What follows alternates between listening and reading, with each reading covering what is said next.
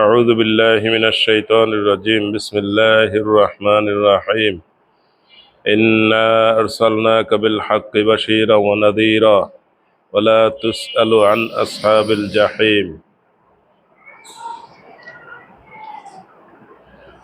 আমরা এর আগে ঈমান সংক্রান্ত কতগুলো বিষয় সুনির্দিষ্টভাবে আলোচনা করছিলাম এক সপ্তাহ আগে।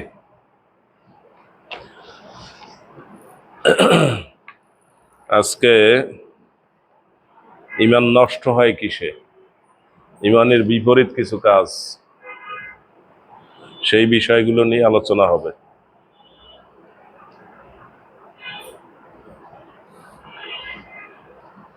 জুমার সময় এই বিষয়গুলো বলছিলাম।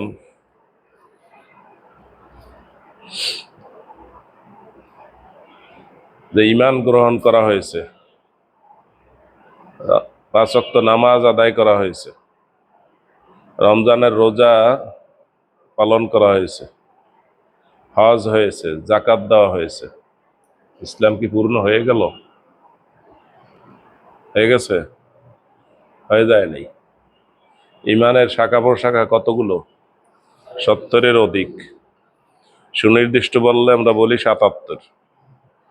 কারণ হাদিস শরীফে যে হাদিসটি বলা হয়েছে আল ঈমানু বিদ'উন ওয়া সাবউনা শু'বা, ঈমানের 70-এর অধিক শাখা আছে। সাবউনা এরপরে শব্দ ব্যবহার করা হয়েছে বিদ'উন। আরবি ভাষায় বিদ'উন শব্দের অর্থ হইল 3 থেকে 9 পর্যন্ত সংখ্যা, বেজোর সংখ্যাগুলো। যেমন আমরা শুনে থাকি এবং সহি কথা এটাই যে লাইলাতুল কদর রমজানের শেষ দশকের বেজোর রাত্রগুলো, এটা না? শেষ দশকের বেজোর রাত্র মানে 21, 23, 25, 27, 29। এই বেজোর রাত্রগুলোর যে কোনো এক রাত্রের নাম কি? লাইলাতুল কদর। কিন্তু এই শাবান মাসের শেষে রমজানের চাঁদ ওঠার পরই পরের দিন পত্রিকায় লাগবে কি? অমুক তারিখ লাইলাতুল কদর। ওনারা তারিখ ঠিক করে ফেলাইছে, প্রথম দিন পেয়ে গেছে, অতএব লাইলাতুল কদরের দিন কি পেয়ে গেছে। পেয়ে গেছে। সহি হাদিস একটা হাদিসেও এরকম নাই যে সুনির্দিষ্টভাবে 27 তারিখ লাইলাতুল কদর। তারপরে পত্রিকা এগুলো লেখে কিনা? লেখে। যেমন আগে আপনারা শুনতেন কি ফিতরা কত রাষ্ট্রীয়ভাবে নির্দিষ্ট করে দেওয়া হয়েছে, ফিতরা এত টাকা। তা হয়তো কয় টাকা? এই 100 টাকার মধ্যে হয়তো কিনা। এখন যে এরকম 5-6টা খাদ্যের কথা লেখে, তার দামের কথা লেখে, এটা আগে লেখতো? এই আমরা বহুত চিল্লাচিল্লি করতে করতে এখন আমাদের রাষ্ট্রের ইসলাম ইমানদার হয়েছে, তাও এখনো পূর্ণাঙ্গ ইমানদার হয়নি। কারণ ওখানে 5টা খাদ্যের কথা উল্লেখ করে, আসলে খাদ্য হবে 6টা।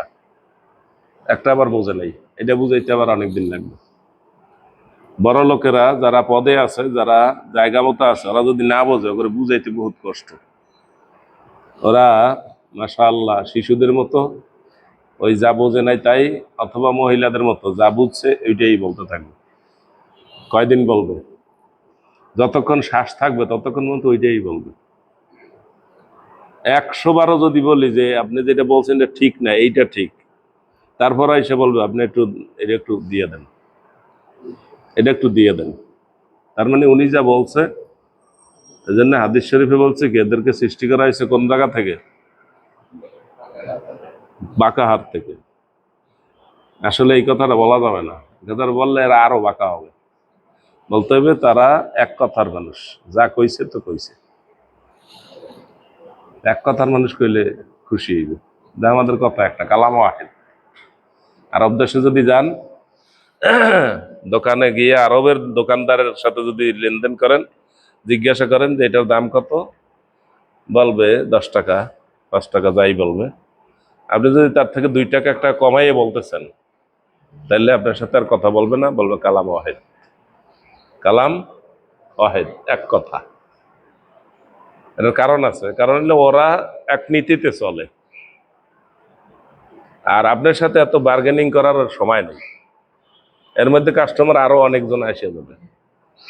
সেই জন্য আপনার সাথে বার্গেনিং করার সময় নেই, ওরা এক নীতিতে চলে, দাম যা চাইছে তাই ঠিক আছে, ওইটাই বিক্রি করবে, এই ছাড়া আপনি পাবেনও না। কিন্তু এখন সুবিধা হয়েছে এইটা যে আমাদের দেশের চিটাগাংয়ের লোক, চিটাগাংয়ের আশেপাশের লোক যারা এখানে চিটাগাং আছে তারা আবার ভুল মনে করেন না, এরা 6 মাস থাকে বাংলাদেশে আর 6 মাস থাকে ওইখানে।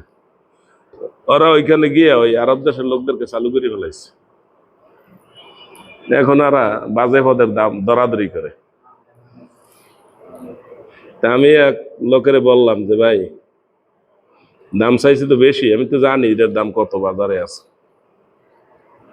দাম বেশি চাইছে। তারপর আমি জিজ্ঞাসা করলাম ভাই বাড়ি কি বাংলাদেশে? প্রথম কিন্তু গিয়ে তো আরবিতে বলছি, পরে জিজ্ঞাসা করি বাড়ি কি বাংলাদেশে? বলছে হ্যাঁ। কোন এলাকায়? ওই জেলার নাম বলছে। বলছি মুশকিল, এই মুশকিল কইয়া তারপর চলে আসছে। তো যেই বিষয়গুলো বলছিলাম যে ইমান, ইমান গ্রহণ করা হলো, কিন্তু ইমান কি আর যাবে না? ইমানটা কেমন, এর কোনো ভঙ্গ হবে না? একজনে উজু করলো, উজু ভঙ্গ হইতে পারে কিনা? উজু করার পদ্ধতি আছে, অনেকগুলো পদ্ধতি আছে, একটা পদ্ধতি না। কিন্তু একবার একবার ধুয়ে আপনি উজু করবেন তাতেও কি উজু হবে, 2বার ধুয়ে উজু করবেন তাতেও কি উজু হবে, 3বার ধুয়ে উজু করবেন তাতেও কি উজু হবে, 4টা ফরজ যদি আদায় করেন তাতেও কি উজু হবে। আপনি কুলি করেন নাই, নাক পরিষ্কার করেন নাই, নাকে পানি দেন নাই, উজু হবে কিনা? হবে। ওকে, কতকে না কয় ফরজ আর সুন্নাত পার্থক্য বুঝে নেই এখনো। হুজুর ফরজ কয়টা? 4টা। 1 নম্বরে কি এই মুখমণ্ডল ধৌত করতে হবে পুরা, একেবারে যেখান থেকে চুল উঠছে আর এই যে নিচে পর্যন্ত, এই কানের লতি আর এই কান পর্যন্ত, এটার নাম কি মুখমণ্ডল ধৌত করা, কি এক ফরজ। আর এক ফরজ কি হাতের কনুই পর্যন্ত ধৌত করা, 2 হাতের, এই যে 2 ফরজ। আর একটা কি মাথা মাছে করা, 3 ফরজ। আর একটা কি পা ধৌত করা টাকনু পর্যন্ত। এই 4 অঙ্গ যদি ধোয়া মোছা করে উজু হয়েছে কিনা ভালো করে বুঝিয়ে নেবেন, উজু হয়েছে কিনা? হয়েছে। আর বাকি যে কাজগুলো রয়েছে সেগুলো কি সুন্নাত। যেমন প্রথমে যে হাত কবজি পর্যন্ত ধুইলেন, তা কবজি পর্যন্ত না ধুয়ে যদি এই পর্যন্ত ধোয় না, ঠিক ওইটা বাদ থাকলো? হয় নাই, বাদ থাকে নাই। ঠিক আছে। দ্বিতীয় কথা হলো কুলি করবেন, কুলি না করলেও উজু হয়, কারণ আপনার মুখের মধ্যে তার নাপাক কিছু নেই আছে, আর নাকের মধ্যে নাপাক কিছু নেই। 3বার 3বার ধুইতে হবে, এটাও ফরজ না। রাসূলুল্লাহ সাল্লাল্লাহু আলাইহি ওয়াসাল্লাম 1বার ধুইয়া উজু করছেন, কোনো সময় 2বার ধুয়ে উজু করছেন, কোনো সময় 3বার ধুইয়া উজু করছেন, একদম সহিহ হাদিস দ্বারা প্রমাণিত। বিশিষ্ট সাহাবী উসমান রাদিয়াল্লাহু তাআলা আনহু, আব্দুল্লাহ ইবনে আব্বাস রাদিয়াল্লাহু তাআলা, আবু হুরায়রা রাদিয়াল্লাহু তাআলা, 3 জনের নাম আপনারা খুব ভালো করে শুনছেন। এই 3 জনে সাক্ষ্য দিছে, আমি দেখছি। একজনের কি বলছে? আমি দেখছি রাসূলুল্লাহ সাল্লাল্লাহু আলাইহি ওয়াসাল্লাম একবার ধুয়ে উজু করছেন। আর একজনে কি বলছে? আমি দেখেছি রাসূলুল্লাহ সাল্লাল্লাহু আলাইহি ওয়াসাল্লাম 2বার ধুয়ে উজু করছেন। আর একজন কি বলছেন? আমি দেখেছি রাসূলুল্লাহ সাল্লাল্লাহু আলাইহি ওয়াসাল্লাম উজুতে প্রত্যেক অঙ্গ 3বার ধুইছেন। প্রত্যেকের কথা সঠিক কিনা? ওইখানে কি পানি খুব বেশি ছিল? পানি ক্রাইসিস ছিল কিনা? এখনো এখানে তেলের দামের চাইতে পানির দাম বেশি, তেলের দামের চাইতে পানির দাম বেশি। অতএব যখন পানি যেই পরিমাণ ছিল সেই অনুসারে রাসূলুল্লাহ সাল্লাল্লাহু আলাইহি ওয়াসাল্লাম কখনো কি করছেন? 1বার ধুইছেন, কখনো কি করছেন? 2বার ধুইছেন, কখনো কি করছেন? 3বার ধুইছেন। এটি জানা থাকা দরকার কিনা? এই জানা যদি না থাকে আর ইমাম সাহেব যদি দেখেন 1বার ধুয়ে উজু করছে, পরে ফতোয়া দিবেন যে ইমাম সাহেবের নামাজ হইব না। সারা জীবন ছোটকালের আগের বছর থেকে শুনছি 3বার করে দিতে হয় নাকি। তো এই হুজুরে দেখি 1বার দিয়েছে, উজু হয়েছে নি? উজুই হয় নাই, ফতোয়া দিয়া বলাইবেন তাড়াতাড়ি। তাহলে উজু করলে যেমন উজু নষ্ট হয় নাকি, অনুরূপ ভাবে গোসল করলে গোসল আবার আবার করা লাগতে পারে। ইমান গ্রহণ করার পর আবার ইমান নষ্ট হইতে পারে।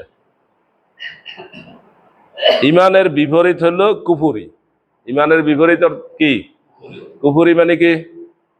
অস্বীকার করা। কুফরি অর্থ কি? অস্বীকার করা। কি অস্বীকার করে? আল্লাহকে অস্বীকার করে। আল্লাহ কি? স্রষ্টা। আল্লাহ কি করছেন? সৃষ্টি করছেন, আমাদেরকে সৃষ্টি করছেন। দুনিয়াতে আমাদের নজরে যা কিছু আছে সব সৃষ্টি করে কে?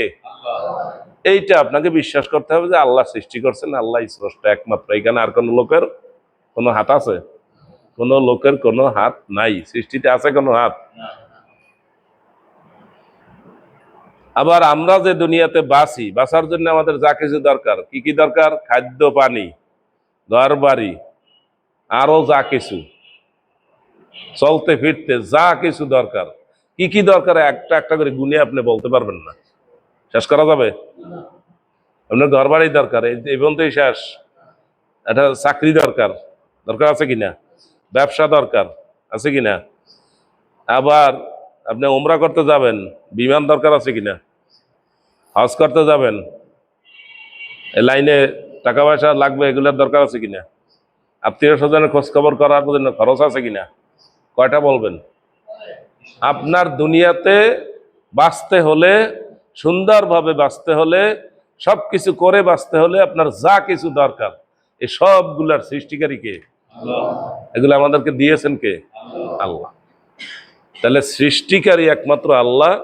আমাদের বসবাসের জন্য যা কিছু দরকার সব দেন আল্লাহ। অতএব সেই আল্লাহর কথা শুনতে হবে, এটার নাম হইল ঈমান। সেই আল্লাহর কথা শোনা, এটা হলো ফরজ। আর এই ফরজের কথা আমাদের কাছে নিয়ে আসছেন আল্লাহর নবীগণ। কারা নিয়ে আসছেন? আল্লাহর নবী। সব নবীর এক কথা, লা ইলাহা ইল্লাল্লাহ, আল্লাহ ছাড়া কোনো ইলাহ নাই। এই ইলাহ অর্থই হলো এই স্রষ্টা, রব, এবং আমাদের পালনকারী, আমাদের জীবন মৃত্যু সবকিছুর মালিক তিনি। আমাদের কারো হাতে আছে কিনা? জীবন কারো হাতে আছে? যত দুনিয়ার ক্ষমতাবান হোক, যত কৌশলী হোক, যত ইঞ্জিনিয়ার হোক, যত ডাক্তার হোক, কারো জীবন তার নিজের নিয়ন্ত্রণে নাই। ওটা কার নিয়ন্ত্রণে? আর দুনিয়াতে যে যা অর্জন করবে, এটাও কার নিয়ন্ত্রণে? আল্লাহর নিয়ন্ত্রণে। অনেক কিছু অর্জন করে, চুরি ডাকাতি করে অনেকে অনেক সম্পদ কামাই করে, পরে সম্পদ ফালাই দিয়ে দৌড়ান লাগে নাকি, পলাইয়ে থাকা লাগে। তাহলে এত কামাই করার দরকার ছিল? একটু কম চুরি করলে তো মানুষ একটু কম কিছু কইতো। বেশি চুরি করার কারণে মানুষে মোটেও সহ্য করে নাই এখন, আছে কি না? ওই জন্য চুরি করার সময় একটু মাত্রা রাইখে চুরি করতে হইব। ডাকাতি করলে, রাষ্ট্রের সম্পদ ডাকাতি করলে একটু মাত্রা ছাড়া করা যাবে না, অল্প স্বল্প চুরি করতে হইবে। চুরি অবস্থায় চুরি করতে হবে, ডাকাতি অবস্থায় চুরি করলে বিপদ নাকি? বাংলাদেশ হওয়ার পর থেকে এই পর্যন্ত যারাই রাষ্ট্র পরিচালনায় ছিল তারা সবাই চুরি ডাকাতি করছে কিনা? কিন্তু কম বেশি করছে। মাত্রা ছাড়া যখন করছে তখন শিক্ষাটা আবার কি হয়েছে, শাস্তিটা আবার কি সেই রকম হয়েছে নাকি? আগে মাত্রা ছাড়া করছে নাকি?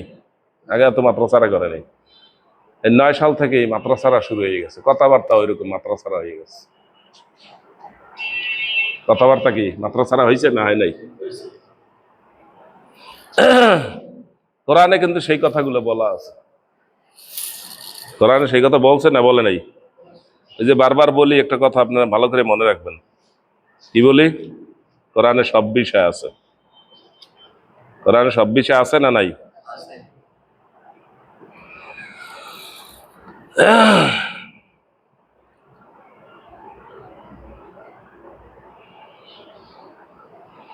সূরা ইব্রাহিম, সূরার নাম কি? সূরা ইব্রাহিম। আল্লাহ বলছেন ওয়াংজিরিন নাস, মানুষকে সতর্ক করুন, ইয়াউমা ইয়াতিহিমুল আযাব, তাদের উপরে শাস্তি আসবে। ফায়াকুলুল্লাযীনা যালামু, তখন জালিমরা বলবে, যারা জুলুম করছে, সীমা লঙ্ঘন করেছে, তারা বলবে, কি বলবে? রব্বানা আখিরনা ইলা আজালিন করিব, আল্লাহ হে আমাদের প্রতিপালক। কি বলবে? হে আমাদের প্রতিপালক। প্রতিপালক যিনি পালনকারী, কি দিয়ে পালন করেন? ওই যে আগে যা বলছি, দুনিয়াতে বাঁচতে হইলে আমাদের যা যা দরকার, এই যে এখন লাইট, ওই ক্যামেরা, এগুলো আমাদের দরকার হয়েছে কিনা? দরকার হয়েছে না? এক সময় অবশ্য লোকেরা মনে করতো মসজিদের মধ্যে ছবি তোলাই হারাম। প্রথম যখন ইসলামিক টিভি আসছে লাইট ক্যামেরা নিয়ে জুমার দিনে খুতবা রেকর্ড করবে, কারণ আমাদের মসজিদ কমিটির গুরুত্বপূর্ণ লোকেরা খুব কষ্ট পাইছে। কেন এটা রেকর্ড করবে? মসজিদের মধ্যে ছবি তুলবে, এটা কি হারাম? ছবি তোলা কি হারাম? এটা অনেক আগে মৌলানা মওদুদি বলছেন যে এই যে ক্যামেরা দিয়ে ছবি তুলে, এটা ছবি তোলা হারাম না। তখন এই দেশের সব আলেম মৌলানা মওদুদির বিরোধিতা করছে। ওই যে একটা আপ টু ডেট আলেম আসছে, এই ফাসেক লোক আসছে, এই ফাসেক লোকে সব করবে। আচ্ছা এখন বলেন ছবি তোলেন এমন কোন হিসাব আছে বাংলাদেশে? বরং উনি কোথায় কি করে সব ছবি তোলার জন্য ব্যবস্থা করতে আছে। তাহলে আগে ওই লোকের হারাম বললেন কেন? এখন আপনি সব ধরলেন ভালো করিয়া। তার মানে আপনি বুঝলেন 50 বছর পর। তার মানে উনি 50 বছর আগে বুঝছে এটা ভুল করছে, আর আপনি বুঝতে দেরি হয়েছে, আপনি ঠিক করছেন। এই কথা বুঝতে পারছেন? ওই লোকে বুঝলো কত আগে? 50 বছর আগে বুঝছে যে না এটা ঠিক আছে। কারণ এটা একটা ফিল্ম। ফিল্ম মানে কি? একটা ছায়া। সিনেমা মানে কি? একটা ছায়া। সিনেমায় কি বাস্তব জিনিস দেখে না ছায়া দেখে? ওই দেখার বিষয়টা খারাপ, এই জন্য আমরা ওটা বলি খারাপ। কিন্তু এই যে ক্যামেরার মাধ্যমে যেটা উঠতেছে, এটা কি? একটা ছায়া। এটা কি মূর্তি? এটা কি পূজা করি আমরা? এটা কি সম্মানের জন্য করি? না। এরপর এই যে ছবি তোলা, আবক্ষ ছবি কোন পর্যন্ত? বুক পর্যন্ত। এই পর্যন্ত ছবির মধ্যে কি জীবন থাকতে পারে? তাহলে ওইটাকে বিভিন্ন আমরা অনেক আগে জায়েজ মনে করি। তারপরও আমি 83 সালে আমি আমাদের পটুয়াখালী এলাকার এক বড় মাদ্রাসার একজন নোয়াখালীর হুজুর ছিল, উনি হজে যাবে, উনি ছবি তুলবে না। শেষ পর্যন্ত হজের যে মন্ত্রী ছিল সেই মন্ত্রী ওনার ছবি ছাড়াই ওনার হজে পাঠানোর ব্যবস্থা করছে, কারণ উনি ছবি তুলবেই না। ওনার মাথার মধ্যে ঢুকছে কি ছবি তুললো না ইমান নষ্ট হয়ে যাবে, এই ছবি তুললে নি হবে, যাবেই না। এখন কি একজন মৌলানাও পাওয়া যাবে যে ছবি তুলবে না? একজন আল্লাহর ওলি, একজন পিসাও পাওয়া যাবে যে ক্যামেরা করে না, ভিডিও করে না? তার মাহফিল, তার ওয়াজ সব ভিডিও করে এখন ছাড়িয়ে দেওয়ার জন্য উনি টাকা পয়সা দিয়ে লোক লাগাইছে। তার মানে ওই 50 বছর আগে যে বলছিল এটি ঠিক আছে, ওই লোকটা বেশি অপরাধ করছে নাকি? ওই লোকটাকে কাফের বললিয়া, বেঈমান করিয়া, তারপর আরো কত কিছু এমন গালাগালি করছে, করতে করতে একদল এমন তৈরি হয়েছে যারা গালাগালি ছাড়া ওই লোকের কিছু আর বলতেই পারে না। খুব অবস্থা খুব খারাপ। তো এই জালিমরা কি বলবে? রব্বানা। রব বলবে, আবার আল্লাহকে রব বলবে। আল্লাহ পালনকারী, আমাদের থাকা খাওয়া দুনিয়ার জন্য যা কিছু দরকার সবগুলোই দরকার, তাকে বলা হয় রব। আখিরনা ইলা আজালিন করিব, আমাদেরকে অল্প একটু সময় দেন। নজিব দাওয়াতাকা, আপনার ডাক, আপনি যা বলছেন কোরআনে আমরা এগুলো সব শুনবো। ওয়া নাত্তাবির রসুল, আর রসুলদেরকে অনুসরণ করব। তখন আল্লাহ জবাব দিবেন, আওয়ালাম তাকুনু আকসামতুম মিন ক্বাবলু মা লাকুম মিন জাওয়াল। তখন আল্লাহ বলবেন, এই তোমরা একটু আগে বলছিলা না যে আমাদেরকে কেউ নামাইতে পারবে না, আমাদেরকে সরাইতে পারে এমন ক্ষমতা বাংলাদেশে নাই, দুনিয়াতেও নাই। আমরা আমেরিকার কোনো পাত্তা দেই না।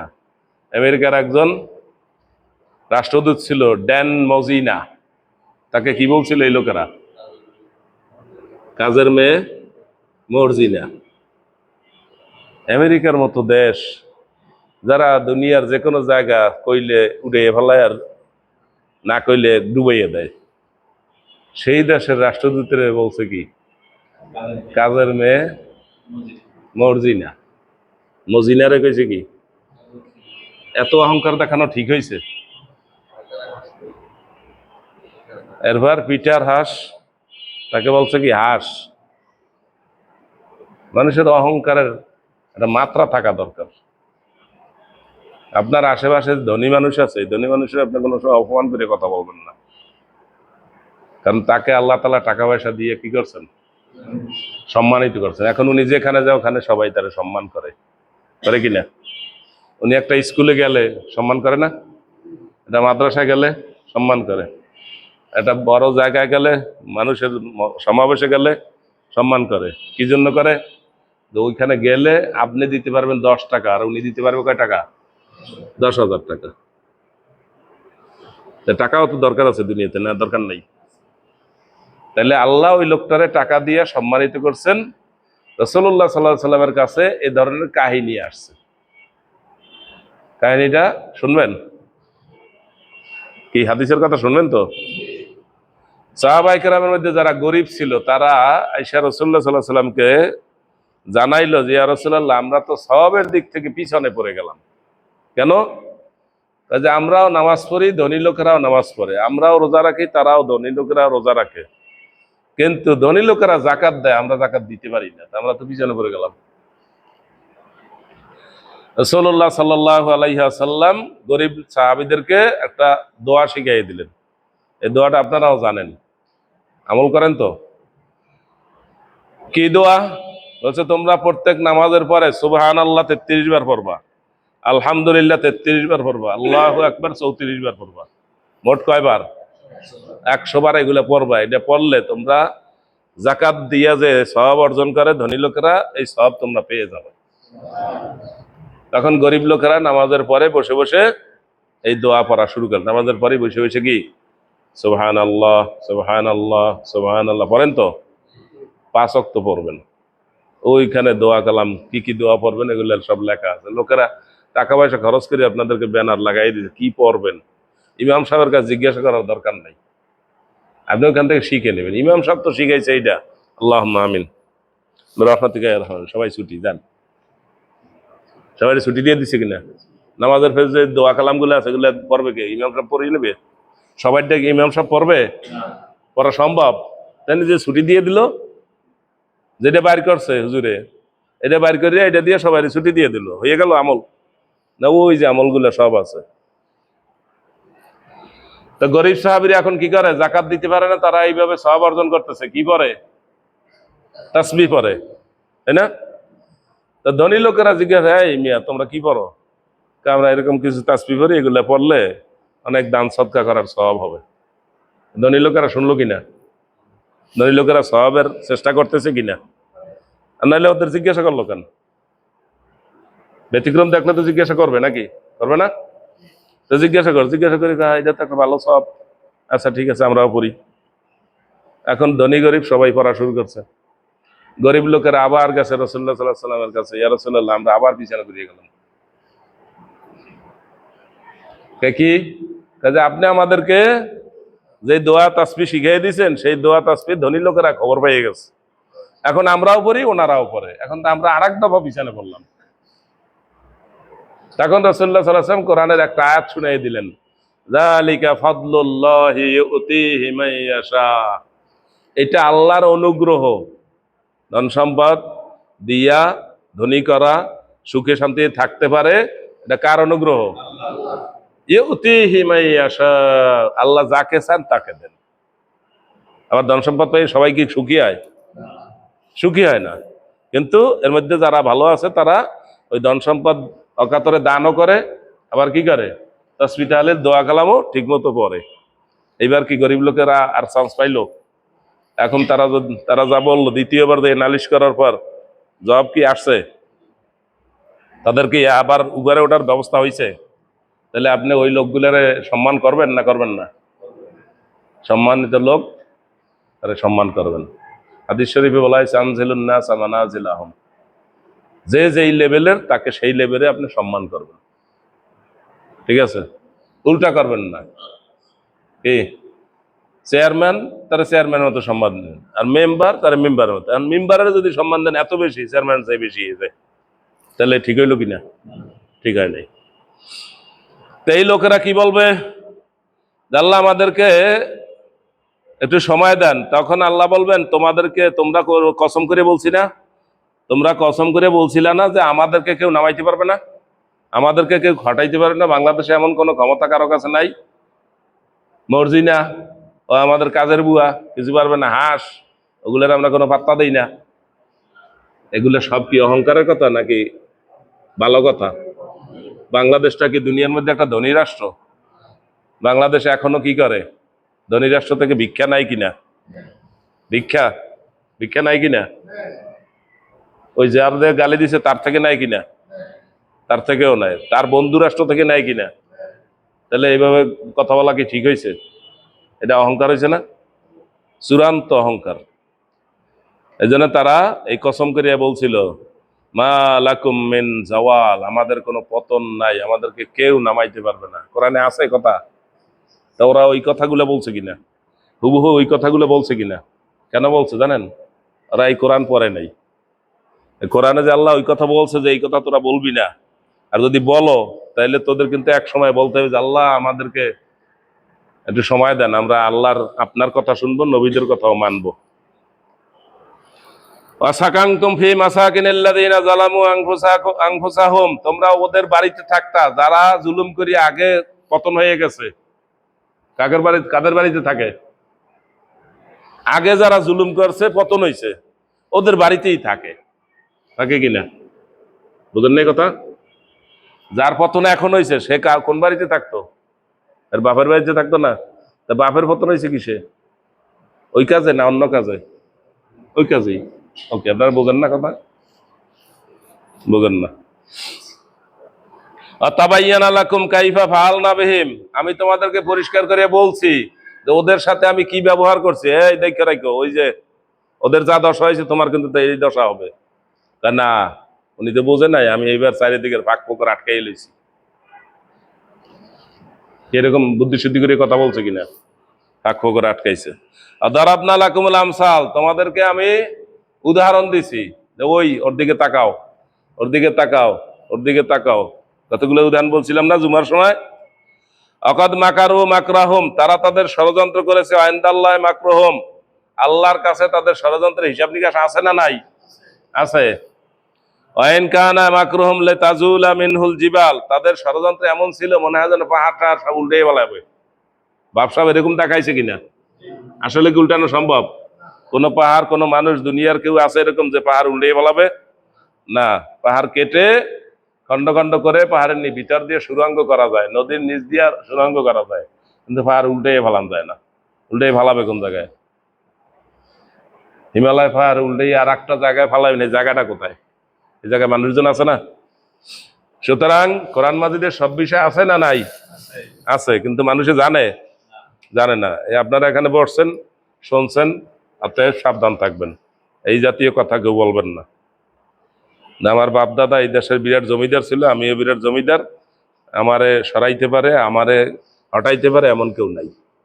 এটা বললেই কি হবে? অহংকার হবে কিনা? তাহলে উজু করলে উজু হয়, উজু নষ্ট হয় কিনা? নষ্ট হওয়ার ব্যবস্থা আছে কিনা? এই কাজ করলে উজু নষ্ট হয়, ঠিক আছে। আবার ইমান গ্রহণ করলে ইমান হয়, ইমান নষ্ট হওয়ার ব্যবস্থা আছে কিনা? এটা কি আমাদের সমাজের লোকেরা জানে? জানে না। জানে কি? সে ইমানদার হয়েছে তো ইমানদার আছে, মুসলমান হয়েছে মুসলমান আছে, আর যাবে না। কি আমাদের দেশে কোনো মুসলমান কি আর কোনো নষ্ট হয়? ইমান নষ্ট হয় তার কোনো? কোনো মুসলমান, সব আমরা জানি এটি মুসলমান, মরার পর কি করি? বিসমিল্লাহ আলা মিল্লাতে রাসূলিল্লাহ বলে আল্লাহর রসুলের দায়িত্ব দিয়ে দেই যে আল্লাহ রসুল আপনি এখন নিয়ে তারা বেহেশতে ঢুকিয়ে দেন, আপনার দায়িত্ব দিয়ে দিলাম। আছে কিনা? ইমান নষ্ট হওয়ার কাজ আছে। এইবার শোনেন, ইমান নষ্ট হওয়ার কাজ আছে।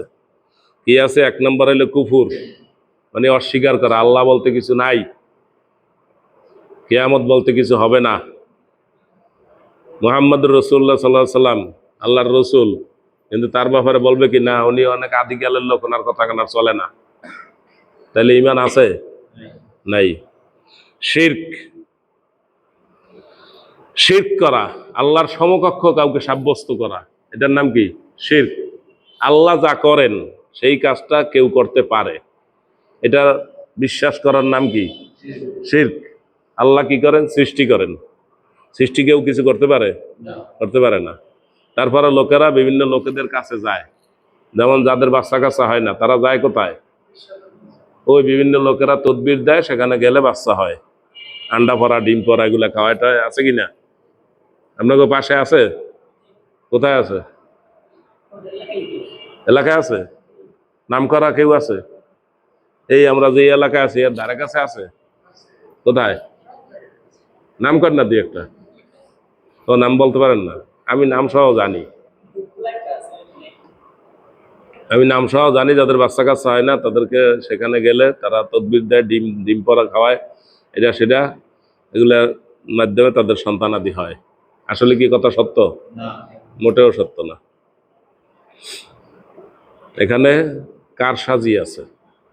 কারসাজিটা হইলো, আমি একটা অংশ বলি, সব বলা যাবে না।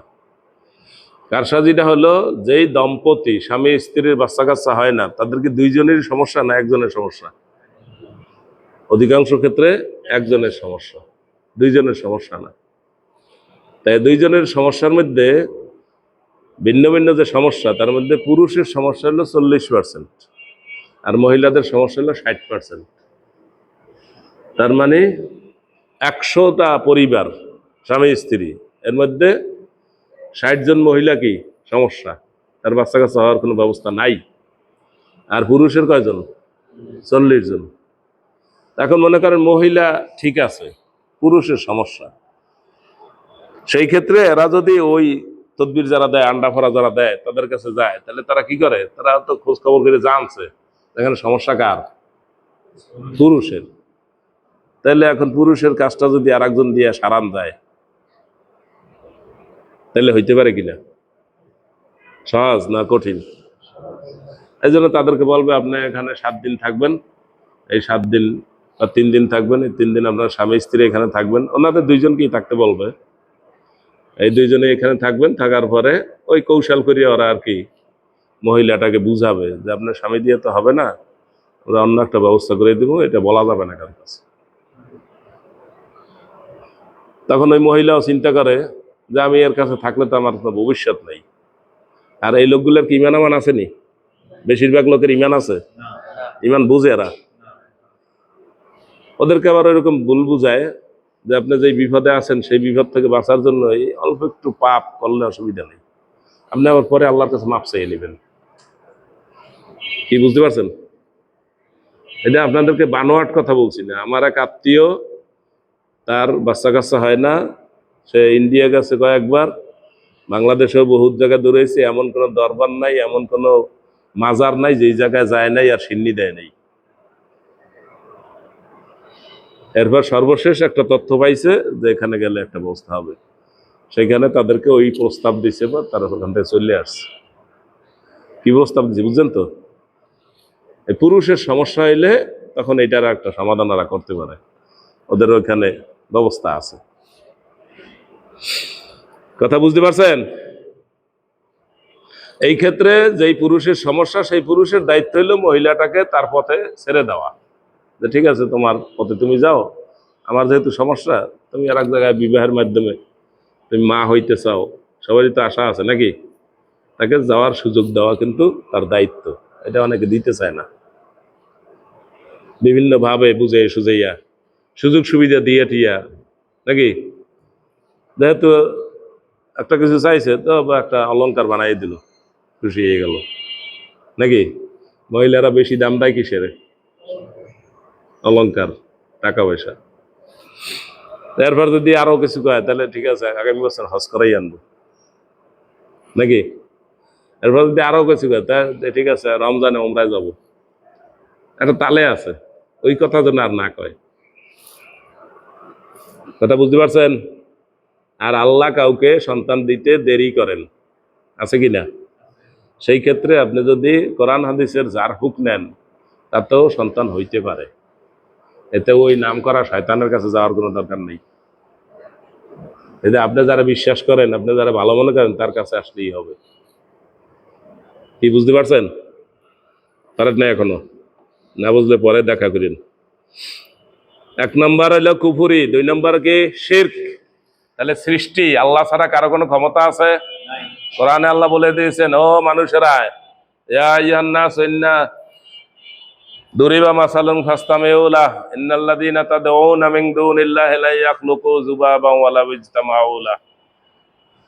তোমরা দুনিয়ার সব মানুষ একত্র হয়ে যদি চেষ্টা করো, তোমরা একটা মাছি সৃষ্টি করতে পারবা না। আরো দুর্বল হইলেই তোমার সামনে খাদ্যের উপর একটা মাছি বসবে, তার যতটুকু খাদ্য দরকার অতটুকু নিবে, নেওয়ার পর মাছিটা উড়াল দিয়ে তুমি এই মাছিটারে ফিরে আনতে পারবে না। পারবেন? উড়াল দিয়ে যাওয়ার পর ফিরিয়ে আনতে পারবেন? আপনার শরীরে অনেক শক্তি আছে, মাছিটা থাপ্পড় দিলে মাছিটি এক থাপ্পড়ে চড়ে টেবিলের সাথে ওর চিহ্ন কিছু থাকবে না, এমন ফিনিশ করে ফেলে দিতে পারবেন। মাছের গায়ে হাড়গোড় আছে না কিছু, যা আছে ওটা আমাদের কাছে হাড়গোড় মনে হয় না। টেবিলের উপর থাপ্পড় দিলে কিচ্ছু থাকবে না। সেই মাছি সৃষ্টি করতে দুনিয়ার কোনো মানুষে সবাই একত্র হইলেও পারবে? তাহলে সৃষ্টির ক্ষমতা আছে। আবার ওই মাছে এখান থেকে লইয়া উড়াল দিলে আর এমন শক্তি আল্লাহ দিচ্ছেন, ও পাখা দিয়ে এমন উড়াল দিতে পারবে আপনি ধরতেই পারবেন না। সুতরাং সৃষ্টির ব্যাপারে শিরক করা যাবে না। সৃষ্টির ব্যাপারে মানুষের শিরক করে, সন্তান হয় না, এরপর এরকম শয়তানের কাছে যায়, এরপর কায়দা কানুন করিয়া একটু চেষ্টা তদবির করলে সন্তান হইতেই পারে নাকি? একটু বিলম্ব হইতে পারে কিনা? আমার এক চাচাকে দেখছি, বিবাহ করছে, সন্তানাদি হয় না, এরপর তার ছোট ভাইয়ের বিবাহ করাইছে, তার সন্তানাদি হওয়া শুরু করছেন, ওই আগের ডার হয় না, এরপর তার শুরু হয়েছে, এরপর মাত্র 9টা ছেলে হয়েছে। কয়টা? মাত্র 9টা ছেলে হয়েছে।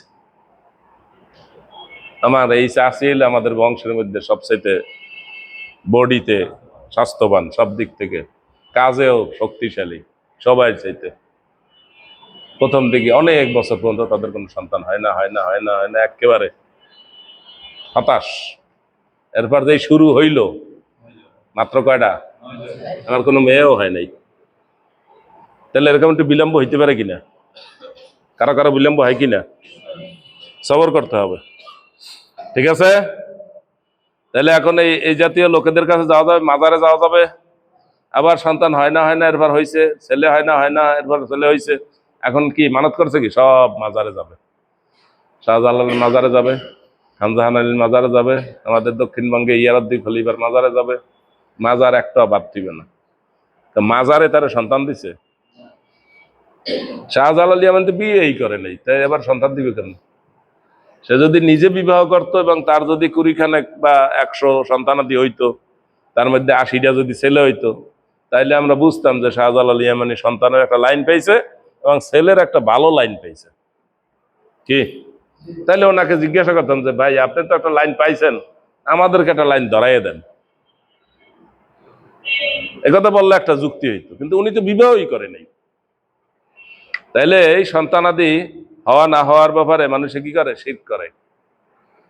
আর হওয়ার পরে আবার কি করে? শিরক করে। এরপর আরো কথায় কথায় শিরক করে কিনা? ব্যাংক ডাকে, বৃষ্টি হবে, কি ব্যাংকে বৃষ্টি আনে? ব্যাংক ডাকলে লোকেরা বলে কিনা? বলে।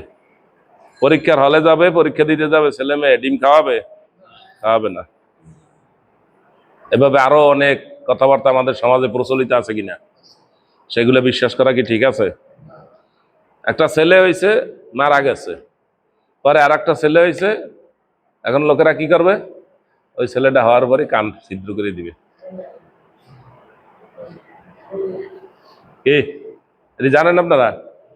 জানেন না? এটি আমি জানি। কান ছিদ্র করে দেবে কি জন্য? ছেলে মারা যাওয়ার পর যখন ছেলে হয়েছে, এই ছেলেটার বিপদ আছে, কান ছিদ্র করে দিলে বিপদগুলো কেটে যাবে। এই ছেলেটা মারা যাওয়ার পর যদি মেয়ে হইতো তাহলে ঠিক আছে, ওই মেয়েটার কোনো সমস্যা নেই। ছেলে মারা গেছে, এই মেয়ে, ছেলের পরে কি মেয়ে হইলে তাহলে কি করবে? ভালো হবে। এগুলা আমাদের মহিলাদের মধ্যে, সমাজের সাধারণ মানুষের মধ্যে এগুলা প্রচলিত আছে, আপনারা জানেন না, যেহেতু সাধারণ মানুষদের সাথে আপনাদের সম্পর্ক কম। সাধারণ মানুষ কি বলে, কি বিশ্বাস করে, এগুলো আপনারা শুনতেও যান না, দেখতেও যান না। আমি এগুলো সব শুনি। আমি যখনই এলাকায় যাই, বাড়িতে যাই, আমি একদম সাধারণ মানুষের মধ্যে থাকি সব সময়। গ্রামের মানুষ, অশিক্ষিত মানুষ, এদের মধ্যে যাই, গেলে ওরা কথাবার্তা কয়, ওই কথার মধ্যে শিরক আছে, ওগুলো আমি খুঁজে খুঁজে বাইর করি। আল্লাহর নামের মধ্যে শিরক, আল্লাহর 99টা নাম হাদিস শরীফে, কোরআন মাজিদে আসছে। এই নামগুলোই বলতে হবে। আল্লাহ, আর রহমান, আর রাহিম, তাই না? আল হাইয়্যু, আল কাইয়্যুম, এগুলোর বাংলা নাম আপনি বলতে পারেন। রহমান দয়ালু, হ্যাঁ, কাইয়্যুম চিরস্থায়ী, বসির সবকিছু দেখেন, আলিম সবকিছু জানেন। একথা আপনি বাংলায় বলতে পারবেন, আরবিও বলতে পারবেন, কিন্তু এর বাইরে কোনোটা আল্লাহর নাম বলা যাবে না। কয়টা নাম আল্লাহর? 99টা। 99টার নাম কি একদিনও দেখছেন? একদিনও দেখেন না। তাহলে কোনটা বুঝবেন কেমনে যে এটা আল্লাহর নাম আর এটা আল্লাহর নাম না? সবগুলোর নাম পড়া দরকার কিনা? এই পড়া দরকার, সেগুলা আসবে ইনশাল্লাহ। এরপর ছোট ছোট শিরক আছে, এগুলো হলো বড় বড় শিরক। ছোট ছোট শিরক কি? যেমন আপনি নামাজ পড়েন, এই নামাজ পড়েন কি জন্য? মানুষের দেখানোর জন্য। রোজা থাকেন কি জন্য? মানুষের দেখানোর জন্য। হজ করেন কি জন্য? মানুষের দেখানোর জন্য। দেখানোর জন্য নামাজ পড়ে কারা? যারা মাঝে মাঝে নামাজ পড়ে, সিজনাল নামাজ পড়ে। ওরা করে, ওরা কি নামাজ পড়ে? মানুষের দেখানো। যারা সবসময় পড়ে এরা কি মানুষের দেখানোর কোনো ব্যাপার আছে? যারা সবসময় রোজা থাকে, প্রকৃতপক্ষে রোজা থাকে, ওরা কি মানুষকে দেখানোর জন্য রোজা থাকে? যারা রোজা থাকে না তারা মসজিদে আসে রমজানে, এসে জানালার পাশে যেয়ে কয়েকবার থুতু বালায়। দিয়া কি বুঝাইছে? যে উনি রোজা আছে। আর যারা প্রতিদিন রোজা থাকে, ঠিক মতো রোজা থাকে, ওরা কি বারবার থুতু বালাই যায়? আমরা কি তাদেরকে সন্দেহ করি যে উনি রোজা হয় নাই? তাই সন্দেহ সৃষ্টি হয়েছে কোন জায়গায়? যে সন্দেহ সৃষ্টি করে তার মধ্যেই সন্দেহ সৃষ্টি হয়েছে। তাহলে উনি বারবার থুতু ফেলা, এটা কি বুঝায়? যে উনি রোজা রাখছে। আর অন্যান্য লোকেরা আছে, তারা একবারও থুতু ফেলায় না, তাদের রোজা রাখে নাই। এবার বুঝতে পারছেন? নামাজ পড়ে কোন সময়? ইলেকশন আসলে। আছে কিনা? আমাদের দেশে বিশেষ করে রাজনৈতিক নেতা যারা, মেম্বার, চেয়ারম্যান, এমপি, মন্ত্রী যারা হবে, তারা নামাজ পড়ে কোন সময়? ইলেকশনের পিরিয়ডে। এই নামাজটা কার জন্য? মানুষের জন্য। এটা কি আল্লাহর জন্য? এটার নাম হইল শিরক। মেয়ে বিবাহ দিবে, এই জন্য কি করছে? ভালো করে নামাজ শুরু করছে, দাঁড়িয়ে রাখছে। হ্যাঁ, এবার নাতি হয়েছে, এখন আবার দাঁড়িয়ে রাখছে। এখন দাঁড়িয়ে রাখছে কার জন্য? নাতির জন্য। নাতি দাঁড়িয়ে ধরতে চায়, ধরতারে না। এখন নানি কইতে আছে, দাদি কইতে আছে, আপনার দাঁড়িয়ে নেই, যেন নাতি হাত দিয়ে পায় না কিছু, দাঁড়িয়ে রাখেন। তাহলে এই নানির কথায় দাঁড়িয়ে রাখছে।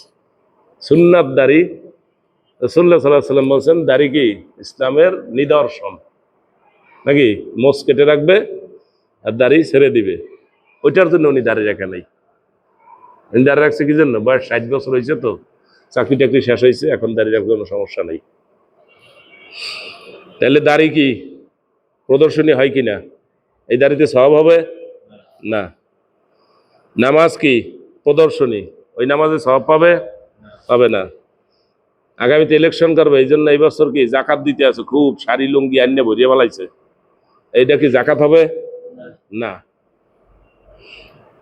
আগামীতে ইলেকশন করবে, এই জন্য এই বছর কি করছে? হজ করিয়ে আসছে। কাগজে কি লেখা যাবে? আলহাজ, হাজি, নাকি? তাহলে এই হজ কি আল্লাহর জন্য? এতে তারা সওয়াব পাবে?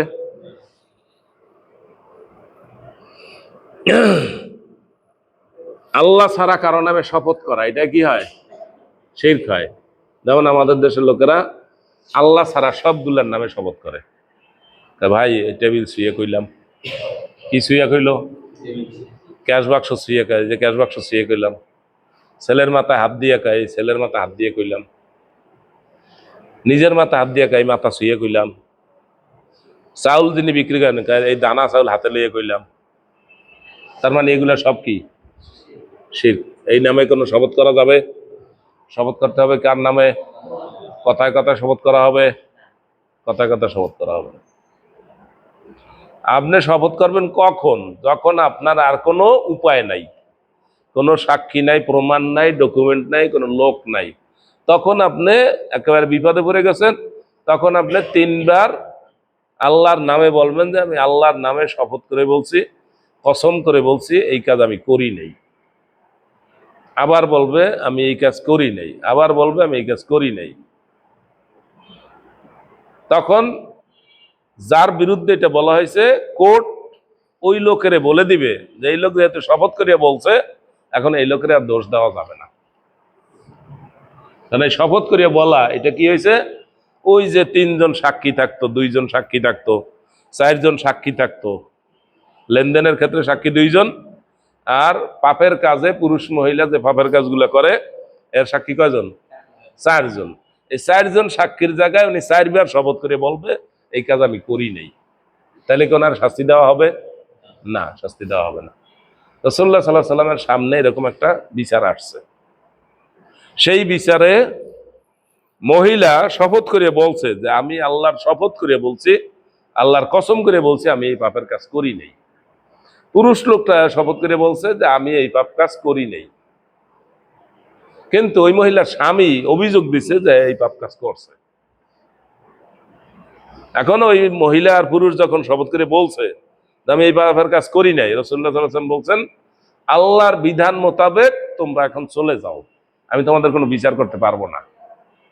যেহেতু আল্লাহর বিধানে সে কি চারবার শপথ করিয়া সে আল্লাহর নামে কসম করিয়া বলতে পারছে, এটাই তার জন্য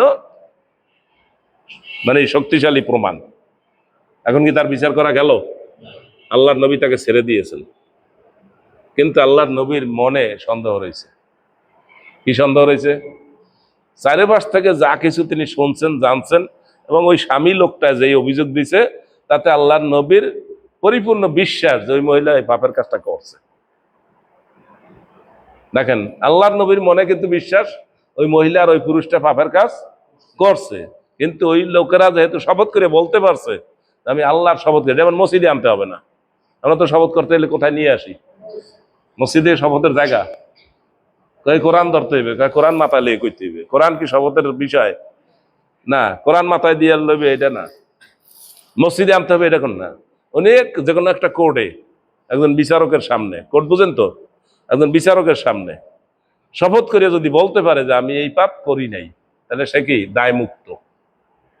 পরে রাসূলুল্লাহ সাল্লাল্লাহু আলাইহি সাল্লামের সন্দেহ যখন রয়ে গেছে, তখন রাসূলুল্লাহ সাল্লাল্লাহু আলাইহি সাল্লাম কি বলছেন? লোকদেরকে বলছেন তোমরা চেয়ে দেখো এই মহিলা যদি পাপের কাজ করে থাকে, আর এই মহিলার যদি পরবর্তী একটা বাচ্চা হয়, এই বাচ্চাটা দেখবা ওই যে লোকটার বিরুদ্ধে অভিযোগ, দেখবা যে ওর পায়ের গোছার মতো ওই ছেলেটার পায়ের গোছা হয় কিনা, ওই সন্তানটার পায়ের গোছা হয় কিনা, ওর চোখের যে কাঠামো ওইটার মতো হয় কিনা, মানে পুরুষের মতো হইতে পারে কিনা।